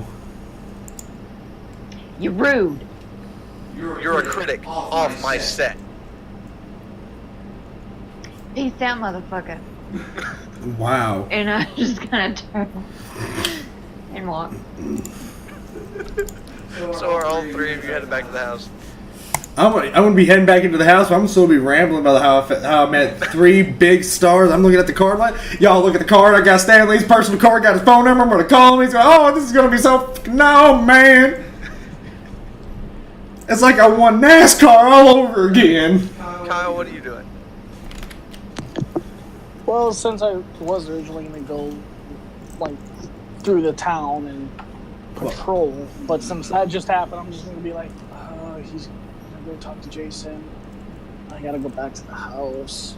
I just want to get out of there. So, in other words, I'm going back into the house. Okay, so everybody heads back to the house. As you guys back into the house, you hear the door closes, and about this time, Elvira and Ryan are coming downstairs. So all of you guys are in the foyer. But it's not Ryan. Yeah. You guys see a dog coming down the stairs. Is that Ryan? Joe, you feel drawn to Elvira right now, but more importantly, the earbud she is carrying. Ooh, hey girl, what's that? You're muted still. You're muted still. You're muted, Elvira. I was actually seeing if it belongs to one of you guys. It was in amongst my stuff that I told you guys never to touch or I would gut you like trouts. Yeah, that's... Okay, can I see it? That depends. Is it yours? Are you missing an earbud? I don't know. Josh, while this is happening, I just want to wander around the foyer and end up at the door and just start whining at it. Okay. At the front door? I'm gonna go over to Ryan. I'm just gonna look down. Does somebody need to go to the bathroom?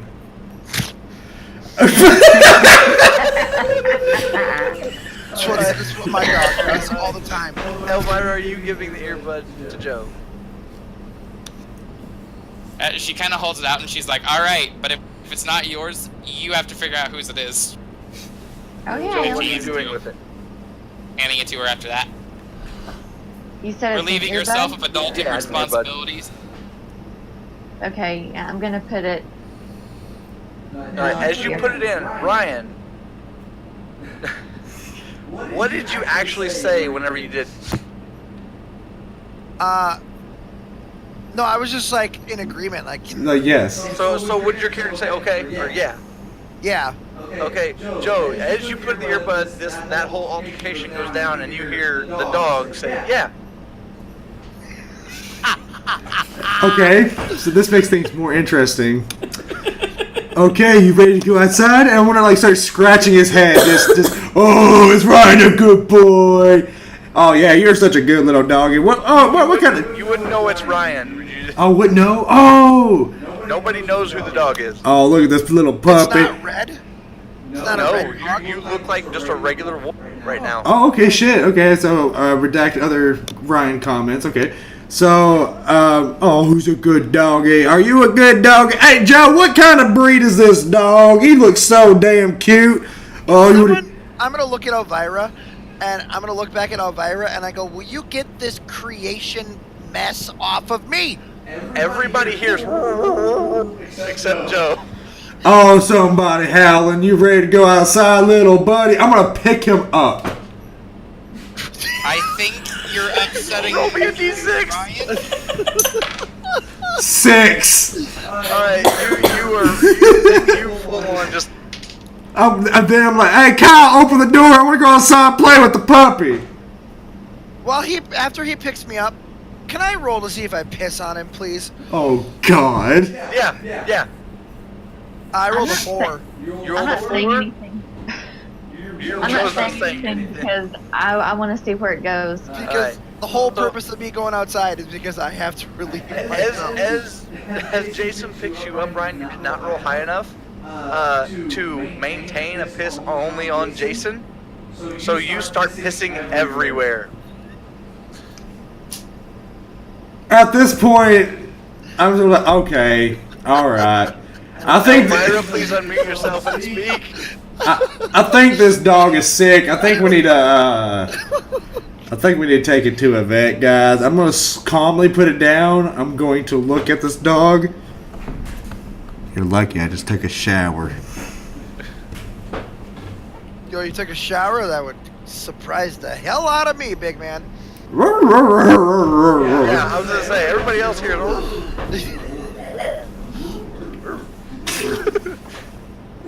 Elvira's just standing there. I wanted to make sure I heard this correctly. He just peed all over the room, right? Yes, everywhere. Okay. Elvira's just gonna stand there for a hot second. Just one hot second. And she's gonna be like, Ryan, did you just piss all over my floor? Everybody would hear Elvira call the dog Ryan and ask this question. Ryan! Yes. Yes. What the hell? Why is he in this type of form? Somebody tell him to put me down. He said put him down. Wait, what? You can talk to him? Joe's like, wow. Girl, I can hear Ryan. I Okay. mean, we all can. He's a dog. He's got a loud voice. Joe, No, I mean, I tell can him hear- to put me down. He said put him down. Okay, fine. I'm just gonna just drop him. Roll me a D6, Ryan. Aw. You're not a cat. Is it a 1 or a 2? Yes! The way he was carrying you like a baby. He drops you directly on your back, and you fell into a puddle of your piss. Yes! And now your entire back is soaked. About this time, actually not. Go ahead, Elvira. Do you have anything to say about this? About him falling in his own pee? No. About him splashing around in it, because dogs or wolves usually shake after they get wet. There, I was about to, actually. Ryan, go As ahead. she Do what sees you you need. land there, she's like, don't you fucking do it. You fucking do it. I want to like take cover behind the chair in the foyer. I now, at this point, want to run towards Jason's room. I want to chase after him. Like I'm gonna no. I run. Oh, do it, do As it. you go to run to Jason's room, the door that was open to the kitchen slams shut, and you run directly into it. And you hear from behind the door, "Dog, trying to run now." Oh, hell yeah. Thank you, Elcon. You're the best, buddy. Ryan, you take 4 damage. Great. Then at that point, I'm going to lift my rear leg and mark the door as my territory. Elvira, you see Okay, this. you and I are gonna fight. Oh. I'm gonna tackle the dog. Oh. No regrets. Tackle the dog. Spicy. Although I'm covered in urine, you're still gonna tackle me? Oh, yeah. She's that mad. Okay, you getting picked up and trying to pee on Jason, she can get down with. You just pissed on her door. But it's his bedroom door. Oh, I thought that it was the foyer door. You peed on his door? No, that's fine. Yeah, his door. No, you didn't make it to his door. You peed on the kitchen door. Oh no, I don't want to do that then. I thought it was his door. No, you didn't make it through the kitchen. Yeah, boy. Ryan, that's the kitchen. And noticing that, I'm just gonna be like, oh shit. Oh, I bet everybody man. else is gonna just hear, I picture an oh shit is when Elvira runs through and like barrels into her. Roll me a or into d6, him. Elvira. Roll me a d6, Ryan. Oh, boy. do I get any agility for this? Yeah, go ahead. You better, So actually, yeah, you better get your- need it, boy. Get your 2, get a +2. Well, then it's 6. Both of you roll again. I'm about to say I rolled a 6 on die. Now he's got me. I rolled a 2. Okay. Alright. Alright, so Ryan is able to move out of the way, and since you basically tried to tackle the dogs, you just literally face planted into the piss door, and it opens as you run into it. Ooh. Oh, girl. That's And fine. you take 1 damage, and your hair smells like piss. So That's the door is now open. Yes. I'm gonna lick Elvira's face, and then Yeah. I'm gonna run towards Jason's room. Bye, Trevor. I'm going to lick Elvira's face, kiss Elvira, and then I'm gonna run to Jason's room. Okay, so when I realized that Ryan's heading to my room. Well, as Ryan goes to run to the room, Ryan, roll me a d6, please. Oh God. 4. Okay, everybody hears this, but Ryan, this is ear piercing. You all hear a knock on the door, but Ryan, it sounds like it's right in your ear. Oh, God. What the hell was that? Everybody's standing by the door, so Jason, Turn it off! You just haven't opened it yet. I'm gonna like kick open the door. You're gonna kick open the door. It swings in. I know. All right, roll me a d6. Oh fuck me. Lightning bolt. And it's gonna be. Oh God. It's gonna be louder than the knocking. Reroll, please. Oh God. 5. God damn it! Reroll one more time. 3. All right, Beck, will you please roll? Oh, wait, hold up. What the fuck? Hold up. Let me take off my headphones. All right. 5. You rolled a 5. Sorry. Yep. I had to turn it down. Alright, so as you kick open the door, it swings open. You don't break it, but it does swing off of its hinges. And standing there is a. But will you please describe yourself, minus head? He's fairly tall, no head, gray colored smoke coming from where a head should be, muscular-ish, lean but not like buff. How are you dressed? Leather jacket, dark shirt underneath, jeans, big biker boots. You all see this figure standing there, has backed away just a little bit to not get hit by the door, and that's where we end our episode. Oh no! Fuck you! Fuck you! That's it. Actually, hold on. I will give Jason what do you want to say? What the fuck? Cut the black. Yep, and that's the end of our episode. Post credit scene: Ryan shaking in Jason's room, all the urine around his room. I swear to God, I will electrocute you, Wolf Boy! Alright, so that was our episode. I hope everybody had fun. Wow. Thank you for all our new viewers, all Yeah. ChiefDucky followers. New followers. I was gonna say I had a good time tonight. Again, it was a reintroduction episode to get everybody used to it again. We did take a week off. So I hope everybody had fun. We have I have big things planned coming up. And obviously, I had just introduced a new character at the end of this episode, so we will have a guest next week, Uchiha Enchanter, who is actually in cosplay right now, and you never know who they're going to dress up as next week. So, Oh no. More I than was gonna likely say. Lance, though. So does anybody? This is where we have the relic round for everybody that's new.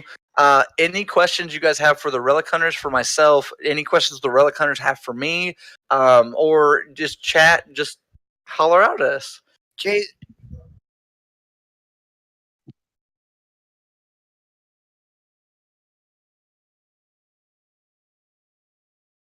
He is my plot device. Yes, he is. He is my plot armor, and two, I wanted a character that I could play that didn't like fully affect everything. Like I wasn't a relic hunter or anything like that. I could just pop him in and out. I'm sitting here trying to decide what/who I'm more upset at. There's you for bringing Elcon into this house. There's also you for making the closet situation happen. There's Elcon. That was your role, not me. Thing. My role did not make Ryan come down there.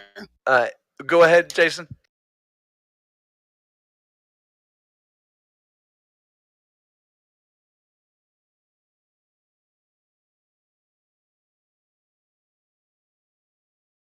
Well, I've actually this is a good question. I love this question because I've answered it sort of once before, something similar to this.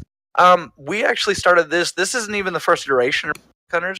It actually started with me, Ryan, and Joe, and also one other person. Jason. Named. There we go. No, Jason. I still talk to him, but I started off as a 3-person team. I took basis off of Hyperforce on Hyper RPG, which is another Twitch channel that has inspired and done awesome things. But I took their Power Ranger and a little bit of their system and kind of melded it in my own way. And I was given the idea by Andrew that hey, horror monsters and stuff is awesome, and he was getting the tattoo, which he actually has a sleeve tattoo on his arm, and it made me think. I'm like, that's never been done in Power Rangers. It's been done with Beetleborgs, TM, but but I wanted to do something a little like I could have fun with it. It could be funny, it could be serious, and I love DMing. And my DM style is way off track of anybody else I've ever DM'd with. And this type of system, I don't have to battle every episode or every time. It's more story based, more story driven. So I pulled stuff from Power Rangers because I'm a huge Power Ranger nerd, as is most of us here, except for Elvira or Andrew. So that's basically just how it came about, and we started doing it over video chat. And then it turned into actually Jason, ChiefDucky, actually brought it up. He's like, hey, why don't we just start streaming this? And I'm like, well, if we stream this, I need to take a little bit of a break. And then I'm going to do this right. We're going to do this right. We're going to get on Twitch.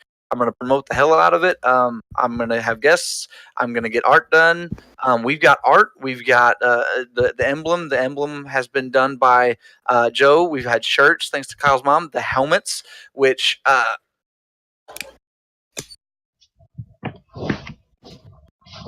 the helmets are done by Uchiha Enchanter. The intro that you see at the beginning is by Ryan and one of his friends that did the voice for it. Just everybody has helped out with everything. It's been a whole group thing. It's my baby. It's my brainchild. Yes, but that's how we started, and I'm gonna continue until either somebody tells me, "Hey, stop," or I just feel like the story needs to end. Yeah. So.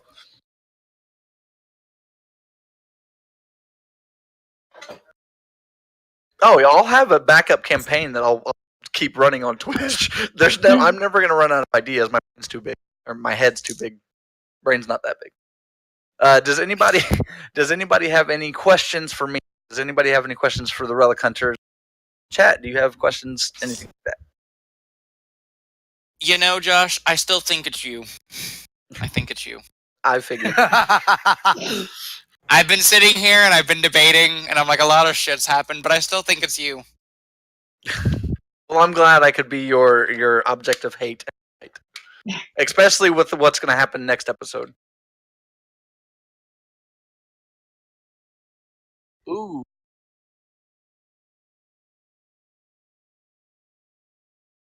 I have two.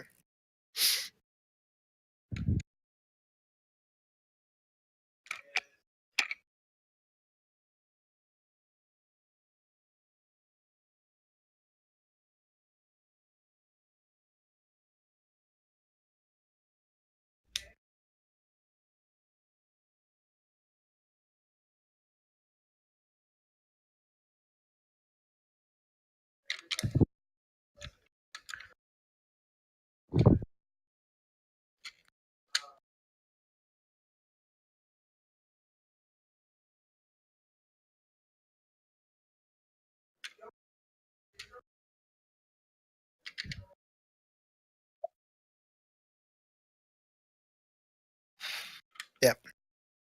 And have fun, like you said, have fun.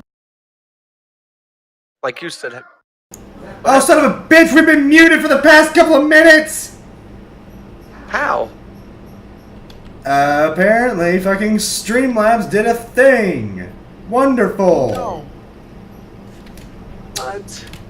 Okay, so that's fan-fucking-tastic. I don't know how long we've been muted. Well, it says just you've been muted, and I'm guessing just the start. So go ahead. I was say everything else seems. Oh yeah, it was just me. It was just me because Okay. Whoa. Okay. Omega. Cool. Okay, cool. So, long story short, my advice for you was to have fun. Don't really worry about the story too much. Your characters, like your player characters and all that, they help weave the story. But remember, you are the weave master. Like, Yep. Yeah. Don't ever take yourself too seriously. Mm-hmm. Because the Another more, thing. Go ahead. Oh, the last thing I was to say, because the more you take it seriously, the less fun that you're gonna have. Andrew, what were One you thing that I would also suggest, having hosted a couple or DM'd a couple heavy story ones, is your players are smart and they're going to find ways around things that you've set up.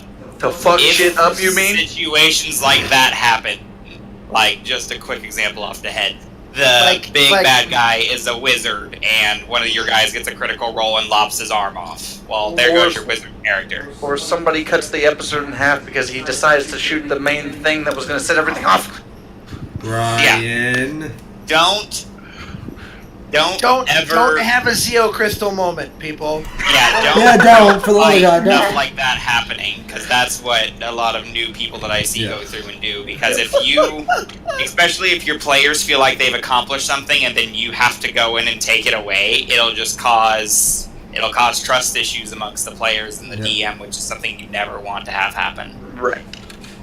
And another bit of advice would also be, don't stress.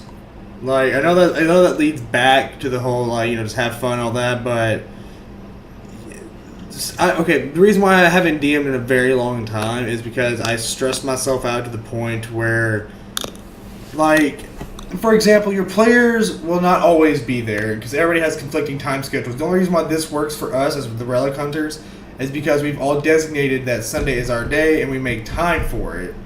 Oh, good night, Kyle. I know you get up super fucking early now. Yeah, good night, Kyle. Bye, Kyle. Good night, bud. Love you guys. Love you too, man. Bye. Alright, the reason I stopped DMing is because I was stressing out and your player characters aren't going to be there. We make this work because, Sunday is a free day for all of us. But I stopped DMing because my players weren't showing up, and when they did, they weren't engaged in the story. And don't feel discouraged if you see people not engaging Like, god damn it. If they're, even if you see that your players aren't engaging at that particular moment, hit them with a curveball. Like, throw something at them that's going to make them like, oh shit, like, he really did that to us? Kind of like whenever, for example, in one of the past episodes, I know you're probably going to watch them, but we just like Power Rangers, we get Zords, we get giant, mechas and all that good shit. The episode that we got our Zords, we didn't know we were going to fucking get them.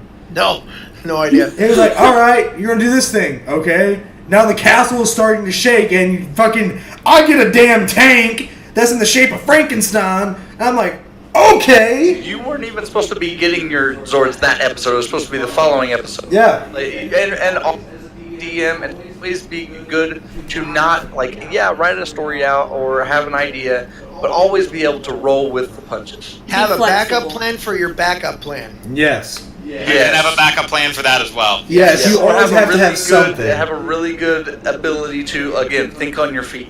Because, Josh, correct Oh me yes, if I'm you'll wrong. have to be flexible. Yes. But correct me if I'm wrong, most of the time whenever we're doing these Relic Hunter episodes, like, you'll have key plot points, but most of the time you're doing everything on the fly, right? Yes, I will show you my notes for this episode. I'm expecting 4 sentences. 4 sentences! Good call, Elvira. Wow. Yep. Called it.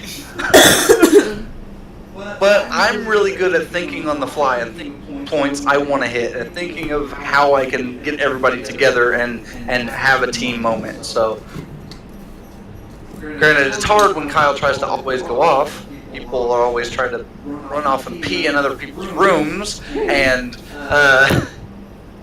You turned me into a dog. You didn't think I'd do dog-like things? I Come knew on. you would, but at the same time, I thought you would be calmer, and I planned on turning you back sooner, but somebody didn't stick the earbud in their damn ear so they couldn't talk to you upstairs. It's okay. Destructo the Penguin wants to know, so did Ryan lose his girlfriend before he ever got her?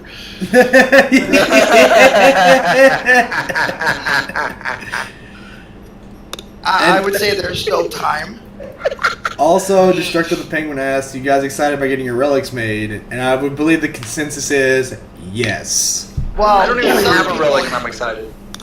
some people have them already. Ryan, you need to get a hat. I'm working I'm on not it. buying your hat. I'm not buying your hat. You get a hat. I'm working on it. Elvira's got her necklace. I've got my bracelet. Bolt. Oh, Joe, do you have the bag on you? I do. This Thank was you for handed out reminding and me. handmade by Destructo the Penguin, and she finally got it. She was the winner of the bag, and it is a custom, one-of-a-kind Relic Hunter's dice bag. Oh no. Now, if you want one, you have to commission her. Yep, she will commission dice bags, Relic Hunters, and whatnot. And they come in a variety of sizes: small, medium, large, extra large, square, circle, anything that you can get. She also does jewelry, along so with you're saying casting, they're customizable? prop making, costume Oh. making. If you want to hit her up, make sure to follow Destructo the Penguin. Her, it's plugging. Shameless plug. It wasn't by Kyle this time. I'm shocked. Yeah, she does leatherworking and jewelry making Yes. in general. So Jason Films, hey dude, you're gonna have people like that, and all I can say to that is if they're your friend, either talk to them, sit them down, don't be afraid to talk to your players and stuff like that. I went through a process and handpicked every one of my players, so I'm a little selfish. Granted, we had one that not worked out, but it happens, and I still talk to him. But like I said, I went through and I had met Ryan through a different RP. Joe or Rob and I had met through a different RP as well. Andrew is one of my hometown buds that I used to live, and Trevor is actually my roommate. Yeah. And then Kyle we met through the other RP that I actually met Ryan in, and they've been awesome. Ryan is the only out of all of us. Trevor, ChiefDucky, has been D&D or playing D&D and stuff, doing role play for what'd you say, probably 3 to 5 years? Well, if you want to count like the MySpace role playing as well, like I'm talking about role playing in general, like storytelling and all that kind of shit. Then like being able to like go with a new story, like an AU kind of shit. I've been role playing for like 10 plus years, but D&D has only been 3 years. Yeah, D&D wise, 3 years. Ryan is the most experienced of Yes. easily. Andrew's been doing it for a little bit. I've been doing it for a little bit. Robin is a newbie, and so is How Kyle. long has Ryan been doing it? About 17 years. Oh damn. I'm right up on there because my first D&D game I was 11, and I'm 27 now. Yeah, I got introduced to it in high school. My high school social studies teacher had a club called War Games, and so we would do Magic the Gathering, D&D, Risk, all the Munchkin. We would do all of those things on a Wednesday night for 3 hours after school, and I got into that. And I was 14, so it's 18 years that I've been doing D&D. Yeah. So yeah. Oh, you guys are specifically talking D&D. Okay. Yeah, because I asked the same question, like, does role playing in other aspects count? And apparently it fucking doesn't. Specifically, because Because if not, my whole gosh dang life. Also, Well, I mean, if we're talking different aspects of role playing, things that happen in one's home does not count. hey, look, no, fuck you, and fuck you. I like she's like, nope. You know the By the best part way- about this? You know what the best part about that was? Beck looked right at him when I said that. I was like, hit the nail on the head. Also, Jason Films, diverting from this conversation. All you hear is a disembodied voice at this moment, because I'm not showing my red ass face. But another thing, going back to the people you taking apart every mistake and using it against you, don't be afraid to exile players either. Like, we've had to remove, sadly, a friend of ours from our group session because he has not shown up for 3 to 4 months. And whenever he did, it was very condescending. He'd just come in and argue with people and then leave. And I come to find out that, okay, my face isn't red anymore, that he does a lot of things intentionally, or at least that's the implication. So don't be afraid to also confront them, because, I mean, they're your friends, but this is your story. Yep. This is you trying to have fun, and if somebody's trying to rip away your fun... Yeah, don't let him do that. Yeah. Well, that's what. Okay, the guy we had before we actually did this one, before we came on Twitch and stuff like that. Like I said, it was me, Ryan, and Robin, and this other guy named Jason. And he was an okay guy. He was, like I said, he outside of D&D and stuff like that, he seemed okay. Some of the wording he used really made people mad and uncomfortable, and the way he D&D'd, and understandably he had stuff going on in the background, kids and stuff like that, but he just didn't, in my opinion, take it super seriously. So we had to exile him. We had to, whenever we quit, we was like, okay, you're not coming back. So, and I had 2 different games with him. Yeah, and Oh, also, God. like, on that same line of thought, like, I know when I was running my D&D campaign, like, mine was ridiculous, because, like, I would forget abilities that my own, like, non-player characters had. And my players would be like, hey, your non-player character could have really helped us out there. And I'd be like, they didn't want to. Really, I just forgot that they could do that, but I just played it off to be like, well, I meant to do that. We do have a Facebook group. If you want to join, it's not too active right now, but I plan on changing that soon. Along with the Discord, which I can reshare.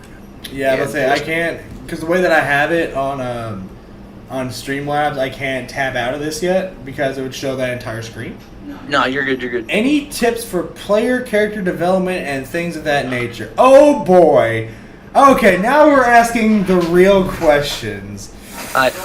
Before you answer this question, you can also you can also ask these questions to us in Discord.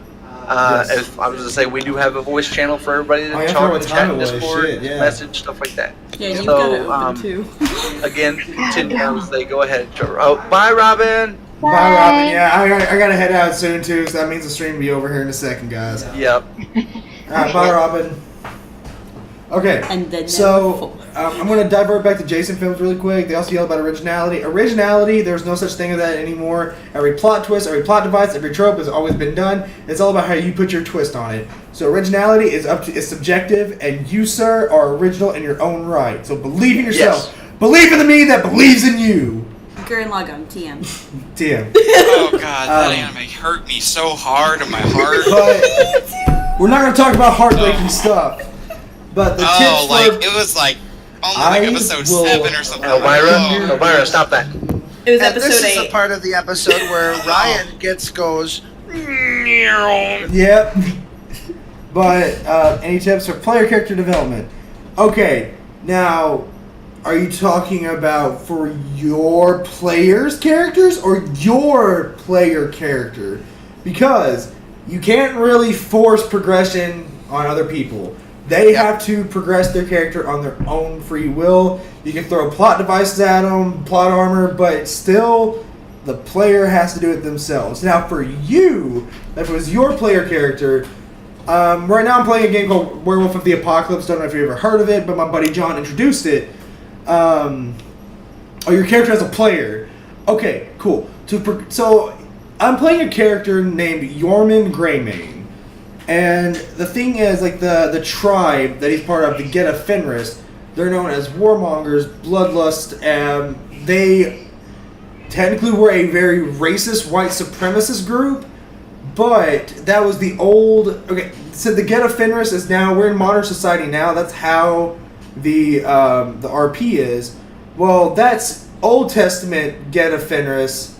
That's pretty much what he looks like, yeah. I found a pop at GameStop that reminded me of him. But anyways, so the whole white supremacy shit, that was Old Testament Get of Fenris. Well, now modern Get of Fenris, even though Yorman is still, the warrior, all that kind of shit, he doesn't believe in the Old Testament kind of stuff. You look like you don't have a head. So how I've progressed, like whenever he first got to the base. I'm going to short it out. So he gets to the base, he's still like, I want to fight, blah, blah, blah, blah, blah. But in our campaign last night, one of the sergeants, because we're in the military, the sergeant came up to me and was like, you're now the leader of this pack, of this unit. And at that moment, I was like, okay, I'm no longer I'm not a warmonger. I'm still a warmonger, but now I have to consider the lives of others because now I have a leadership role. So you have to think about not what you would do as a person, but how would your character react on this one when he's done. But like, how would your character react to that? Don't ever think like, what would I do? Because Josh outside of DMing and whatnot, he's a really sweet guy and everything, but his character in Werewolf is an asshat because he doesn't care about other people. He cares about his fucking truck. So, while the others were getting hurt, he's like, I want to get my truck out of the way. So, it's all about you have to immerse yourself. So, what you're making sense. Yeah. So, that's the advice that I'm giving you, like, the character that you're playing. So, yes. And to give you an opposite idea, I'm part of the destruction of the Penguin Creative Cookie. They still haven't removed me from the chat, so I can jump in. Way to slide into this broadcast there, Buxter Brown. I'm on the opposite end of characters, Trevor. I started out as a really good character and was asked to go and fetch some stuff for a ritual we had to do, and I broke the biggest fucking rule. Yes, he really fucking did. So now they're scorned. Which we're not getting into that. Yeah, no. But I will say the person that joined in, Cody, also plays a character you're gonna soon in the Relic Hunters, and that's a little bit of spoilers for you guys. I'm not gonna tell you who, but he will join us back. And there's Creative Cookie Cosplay. They have been our guests. They will be recurring guests. So we'll have a little bit of fun with that. So can I just say I just love you two. Like I don't even like. I don't know you personally, but I'm in fucking love with you both, and every time I see you, and now that we're friends on Facebook, I'm just like, Courtney, now that we're friends, I'm just like, yes. Like, I just love you guys so much. And Oh, you're that Courtney. That They makes should- a lot of sense now. They should be at a KaiCon as well. Yeah. We'll be A there for a KaiCon? day. But Yeah, for a day. if I may chime into the character playing and Yes. Yeah. development I was going thing. to ask if anybody else had any other advice because I fucking just. Okay, so I personally, the reason why I do role playing is for me to flex my love of character creation and stuff. And one thing that I cannot stress enough is important that I feel for good role playing is you have to almost remove yourself from situations and honest and earnest react to situations how your character would react. Like, I don't know if you guys could tell, but when Elcon ran under Elvira's skirt earlier today, I physically, Andrew, blushed. I turned red because I was in that mind state, and just like she would, I got embarrassed about it. You know what I mean?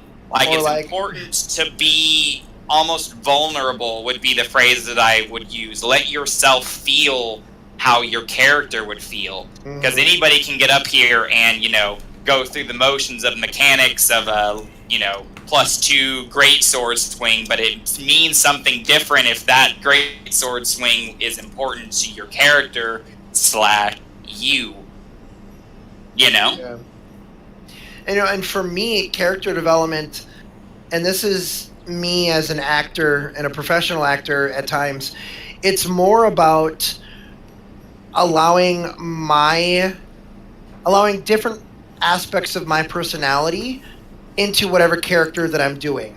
So it's still me, but it's a different side of me, or if it's a different characteristic that I wouldn't showcase on a daily basis. So it gives me an opportunity to play around with the different emotions and different things of my personal life that I don't get to do on a daily basis, which one is scary at sometimes, surprising, and sometimes disappointing because you're like, oh, well, he's a selfish idiot. Like, Zeo crystals and everybody's weapons. I mean, it happens, and it's really, for me, it's more of an exploratory thing. You try Something, if it doesn't work, then you see how you can evolve it from there. Yep, and it's really awesome in my opinion. Oh, sorry, Cody. It's really awesome in my opinion. With whenever you play a character, leave space open to grow as a character. Oh yes. You don't I'm have gonna say to be that's like the biggest thing, and that's you don't what have to be static. Yeah, and that's the biggest thing that Relic Hunters has done for me. And even as a DM, my characters have grown, even if they're off screen and stuff. And you can see if you watch the first episode, because I rewatched the first episode the other day, and it made me tear up as a DM, as a creator, and be like, these guys have grown a lot in 13 episodes, in and out of characters. That it just makes me love the characters. And like I said, I've made this where, and not even just this, just anything we play, because like this feels like a episodic TV series, like something you watch. You get into Game of Thrones, you get into everything. You get into these characters, you get into these seasons, and you're like, oh. So I've made this like that, and then like the other games we play, D&D wise and stuff like that. Even if it's I roll and I'm gonna swing my axe and roll a d20, you still want to get into your characters to build them. Josh, remember that diplomat you fucking played in the space fucking thing? Oh, you mean Donald Trump 2.0? Okay, so explain to them, because like I mentioned, outside of the game, obviously you can tell Josh is a very sweet person. He's nice. He'll give you the shirt off his fucking back. But tell them the character that you had to play, because that's the character that John wanted you to play, but you were kind of reluctant to playing it. No, John didn't even want me to play it. Like, really? the character I built, and I try to push myself, because I do want to be an actor one day. I try to push myself in other characters. This character, I originally started him off being a politician, very talkative, I can win you over with lies, deceit, and charming the pants off you. But what? But someone that talks never. Yeah, well, but no, I play someone that talks normal, or I am someone that talks normally. But in this character, I was somebody that was deceitful, and I lied, and I did everything backstab. I did anything to basically to further what I wanted to do, and I made a Donald Trump character. I would lie straight to your face, turn around, and stab you right in the back. I would tell you I loved you and promise you the world, and then cut off your toe. I didn't care. I played an asshole. And as much as it sounds weird, that's not me, so it made me have fun with that character.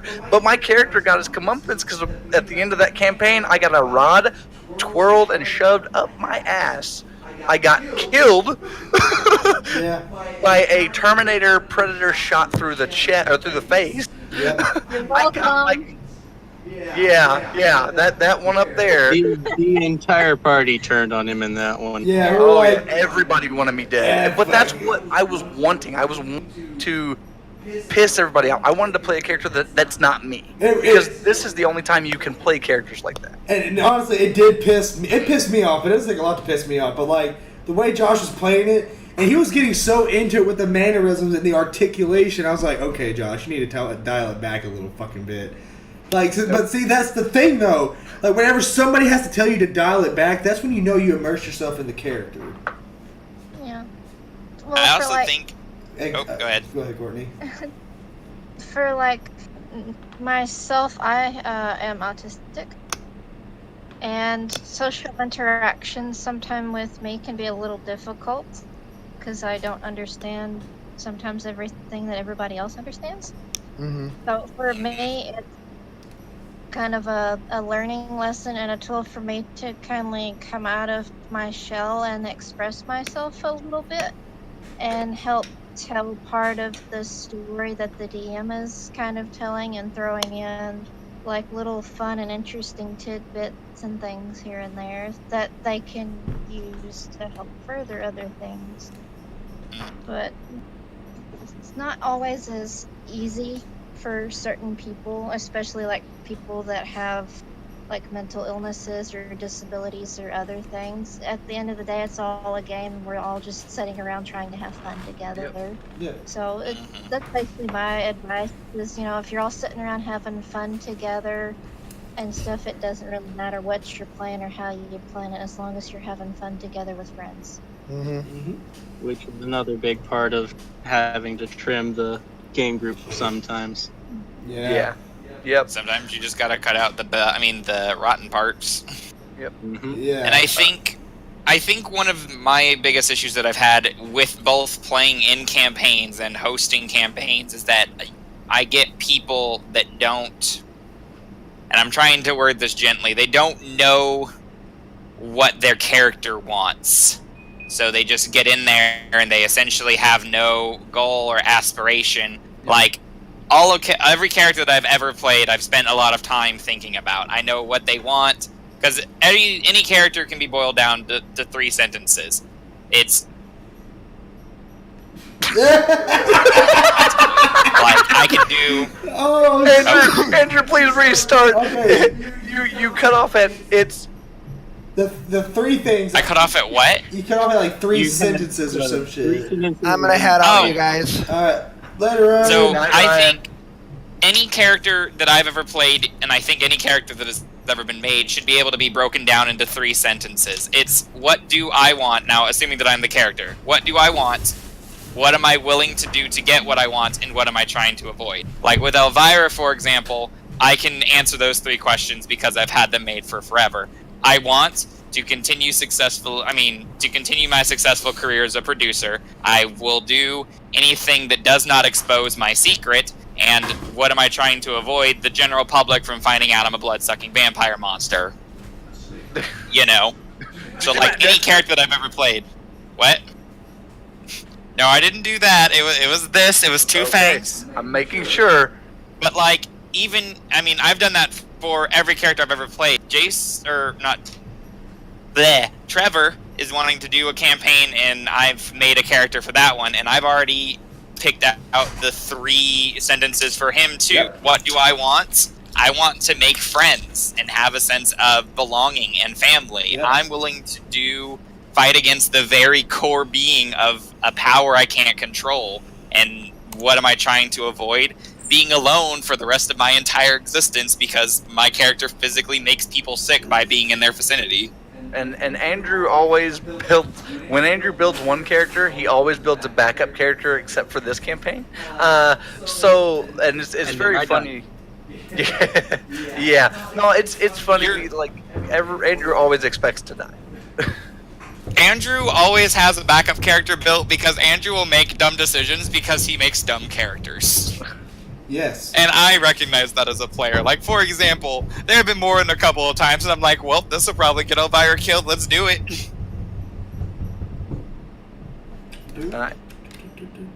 Do we have any more questions? Yeah, if we have any more questions, I know a lot of people got to get off here. Yeah, I definitely have to. Yeah, because it's 11. I have to skedaddle. You're good, man. We can do potentially one more question. Would make it short. So if anybody has anything they would like to ask, throw in. Any last comments before we head off? Because I'm Forrest Whitakering right now. Like one eye's ready to fucking.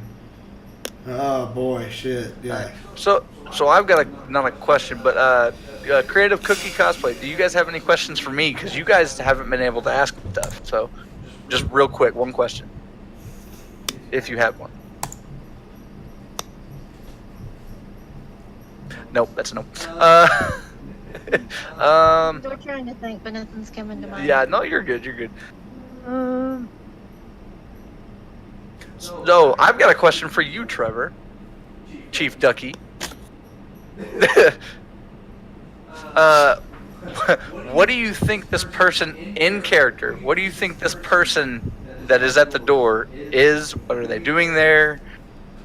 Well, do you want me to metagame this shit? Well, I'm not going to metagame it, but I know what... In character. Right now, I'm basically... DM is asking Jason. Well, just... I can't remember if in Jason's backstory, like, if he had, like, history of, like... Well, didn't I say that Jason knows, like, a little bit about mythology?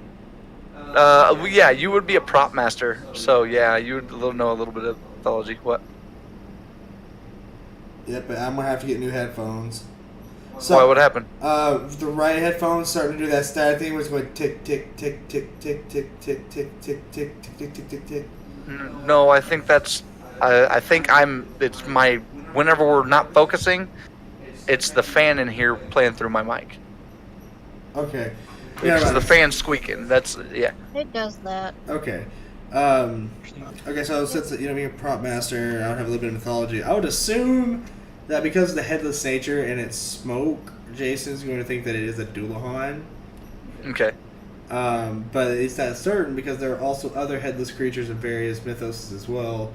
But first guess would be a Dullahan due to the smoke coming out of its neck. But the modern look is definitely going to confuse them because typically Dullahans dress in a Victorian era fashion. So seeing a modern... Again, this is just speculation. Oh, yeah, no, you're good. But seeing a modern day...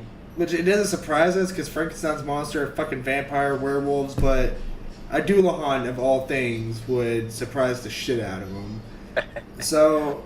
I don't want to fight this person, but I feel like they... I think they have a good head off their shoulders. You've been waiting for that, I can tell. Oh yeah, you've been waiting for that one. All right, well, I'm good. I was gonna say this is Relic Hunter at least. This is ChiefDucky, Psoriasis, Obscurus, Destructus. Later, guys. I also want to say, I forgot to mention this last week. The three follows I want to say thank you, Nebby. Thank you, Mr. Caucasian. Thank you, CyberCrow77. Thank you, Jason Phillips 213, and thank you, Lucky Taylor 447 for the follow. You're welcome, CyberCrow. Thank you for stopping in, brother. I greatly appreciate it. Later, taters, and good night.